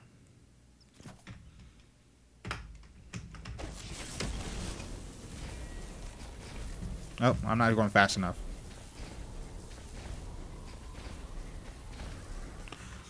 I can't get myself! Oh, you know what? No, that won't work. I had an idea, but still, it regenerates. That's why I use Eternal Warrior in PvP. And this needs to get patched out. So bad. Can't wait for this to get nerfed. I don't even use it on my Titan. I use it in PvE because it's funny.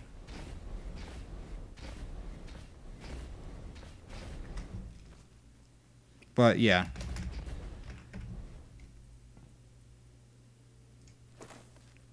That's what I use for PvP, personally.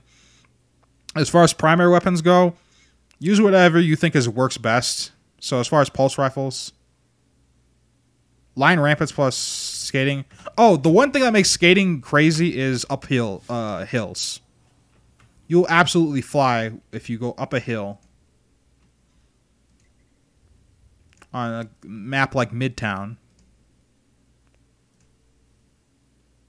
Or even the Scourge raid. Where's Midtown?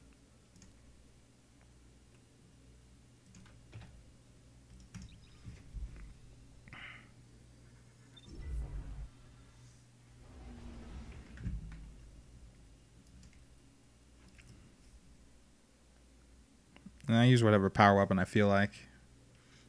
As much as machine guns are strong, I don't like them.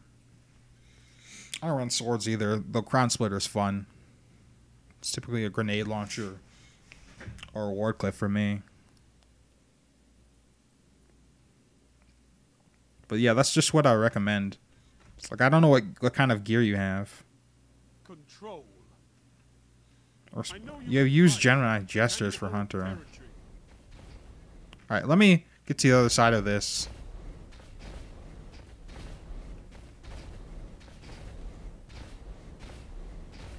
Ouch.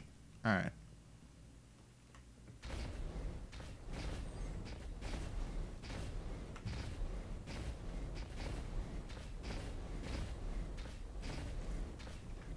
I hit a ledge there on the turn, but still, it's stupid fast. You're using Whisper in PvP? Why?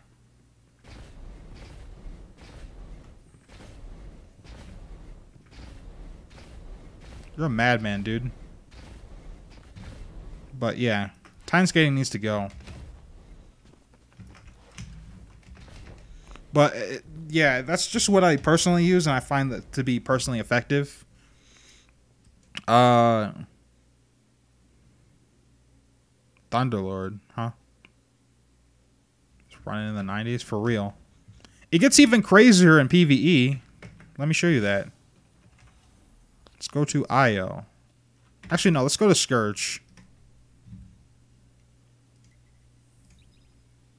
Oh, I have a checkpoint. What?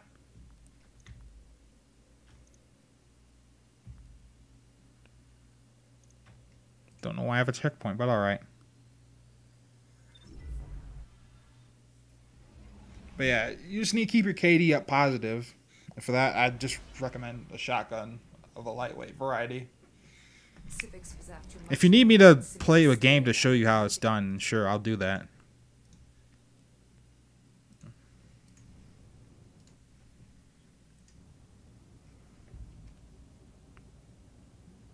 Didn't know Scourge was on Earth. Well, yeah, it is. It's in the. It takes place in the city, so yeah, it has to take place on Earth.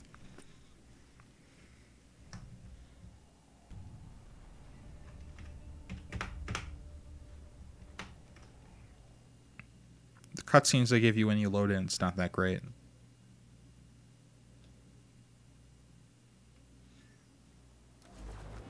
Oh. Alright. Good place to show you is up this street right here. Actually, no, this street is fine too.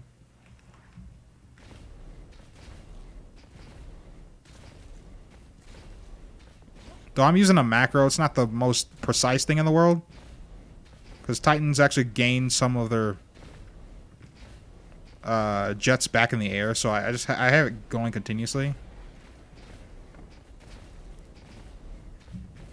Oh, okay, here we go.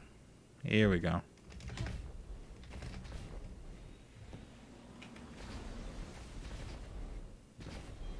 Basically, you want to be in the air for as little time as possible, and hills help with that. You can go so fast that you can kill yourself.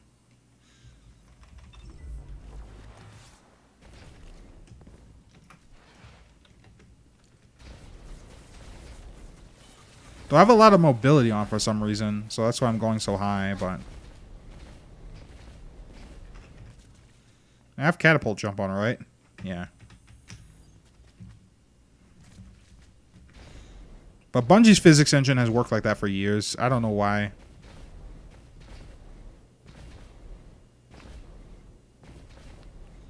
Also, why am I going so high?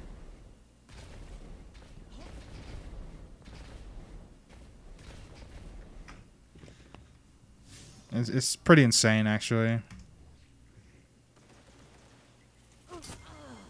I just got insta-killed. Oh, I'm 576. This is my Luna's Howl. This is like one... I used it to level up this character. I just had it on just because.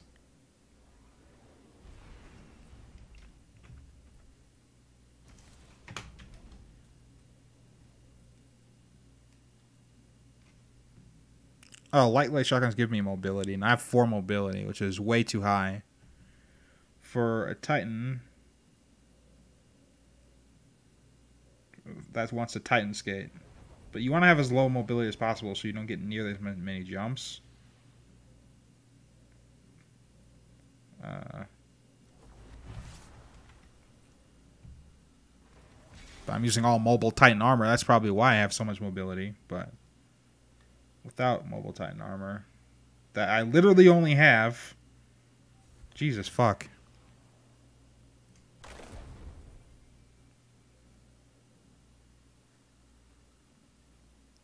Yeah. Kind of hard for me to do that. Still, 2 mobility is fine.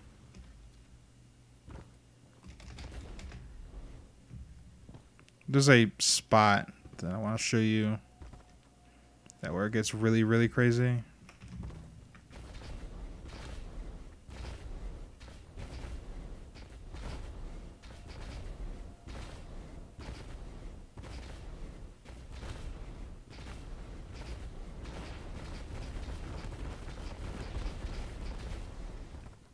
That was the spot. Kind of nuts how fast you can go with that. But you're actually faster than a sparrow with this.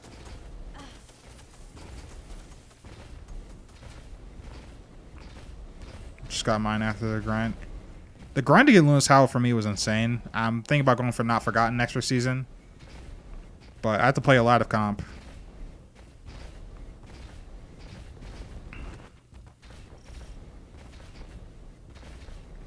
Also, the amount of you skate and consistency is wildly dependent on frame rate.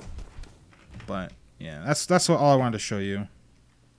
Anything else you wanted to know about Destiny, PvP?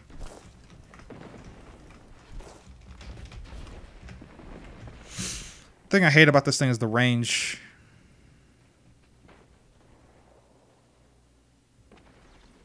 If you want me to play a PvP game or a game of quick play, I could.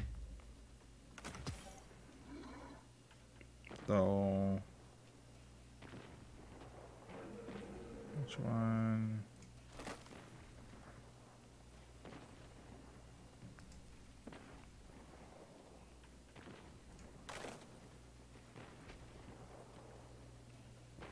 I don't actually have a second shotgun scavenger on my Titan.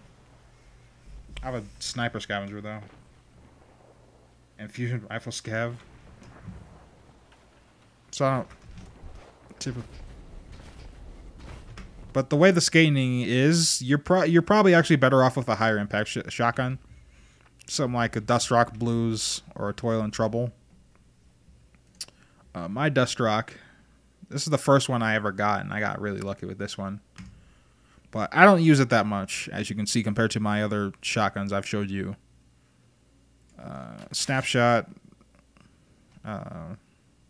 moving target.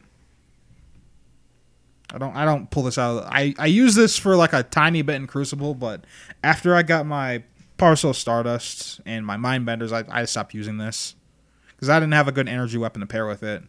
Was the problem I had because I was using Go Figure all the time. But high impact shotgun, you probably want full auto on one of these. Because as of now, though they're patching this in the latest patches, full auto doubles your fire rate for some fucking reason. I don't know why they decided to add that, but that's pretty fast for a high impact shotgun. And it makes it so that if someone else is using a shotgun without full auto, They can't beat it. Right? Say if you don't get the one shot. Now, and on top of that, I get a fire rate increase when I get a kill. Due to the newer aggressive frame weapons like this one and the botheration. But yeah.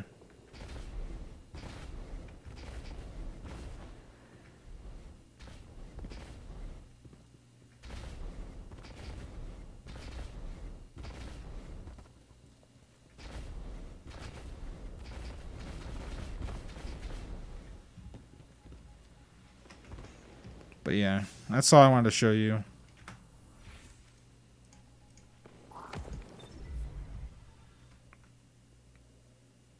I'm gonna call it quits for this for today's stream. Other than that, like weapons I'd recommend are pstatus or Hawthorns, if you have it, or a Badlands. I'd use that as a shotgun choice. And as far as primary weapons go, right side of wrong or go figure is my favorite. Was what got me my Luna's Howl. But it's still it really depends on how you play. If you don't 8 people that much, then I'd probably go with maybe go figure and a Badlands, energy Badlands, or right side of wrong and a kinetic Badlands. And power weapon is really your choice. But yeah, that's all I got for you guys. I'll catch you tomorrow, maybe, if we get a stream tomorrow. Peace.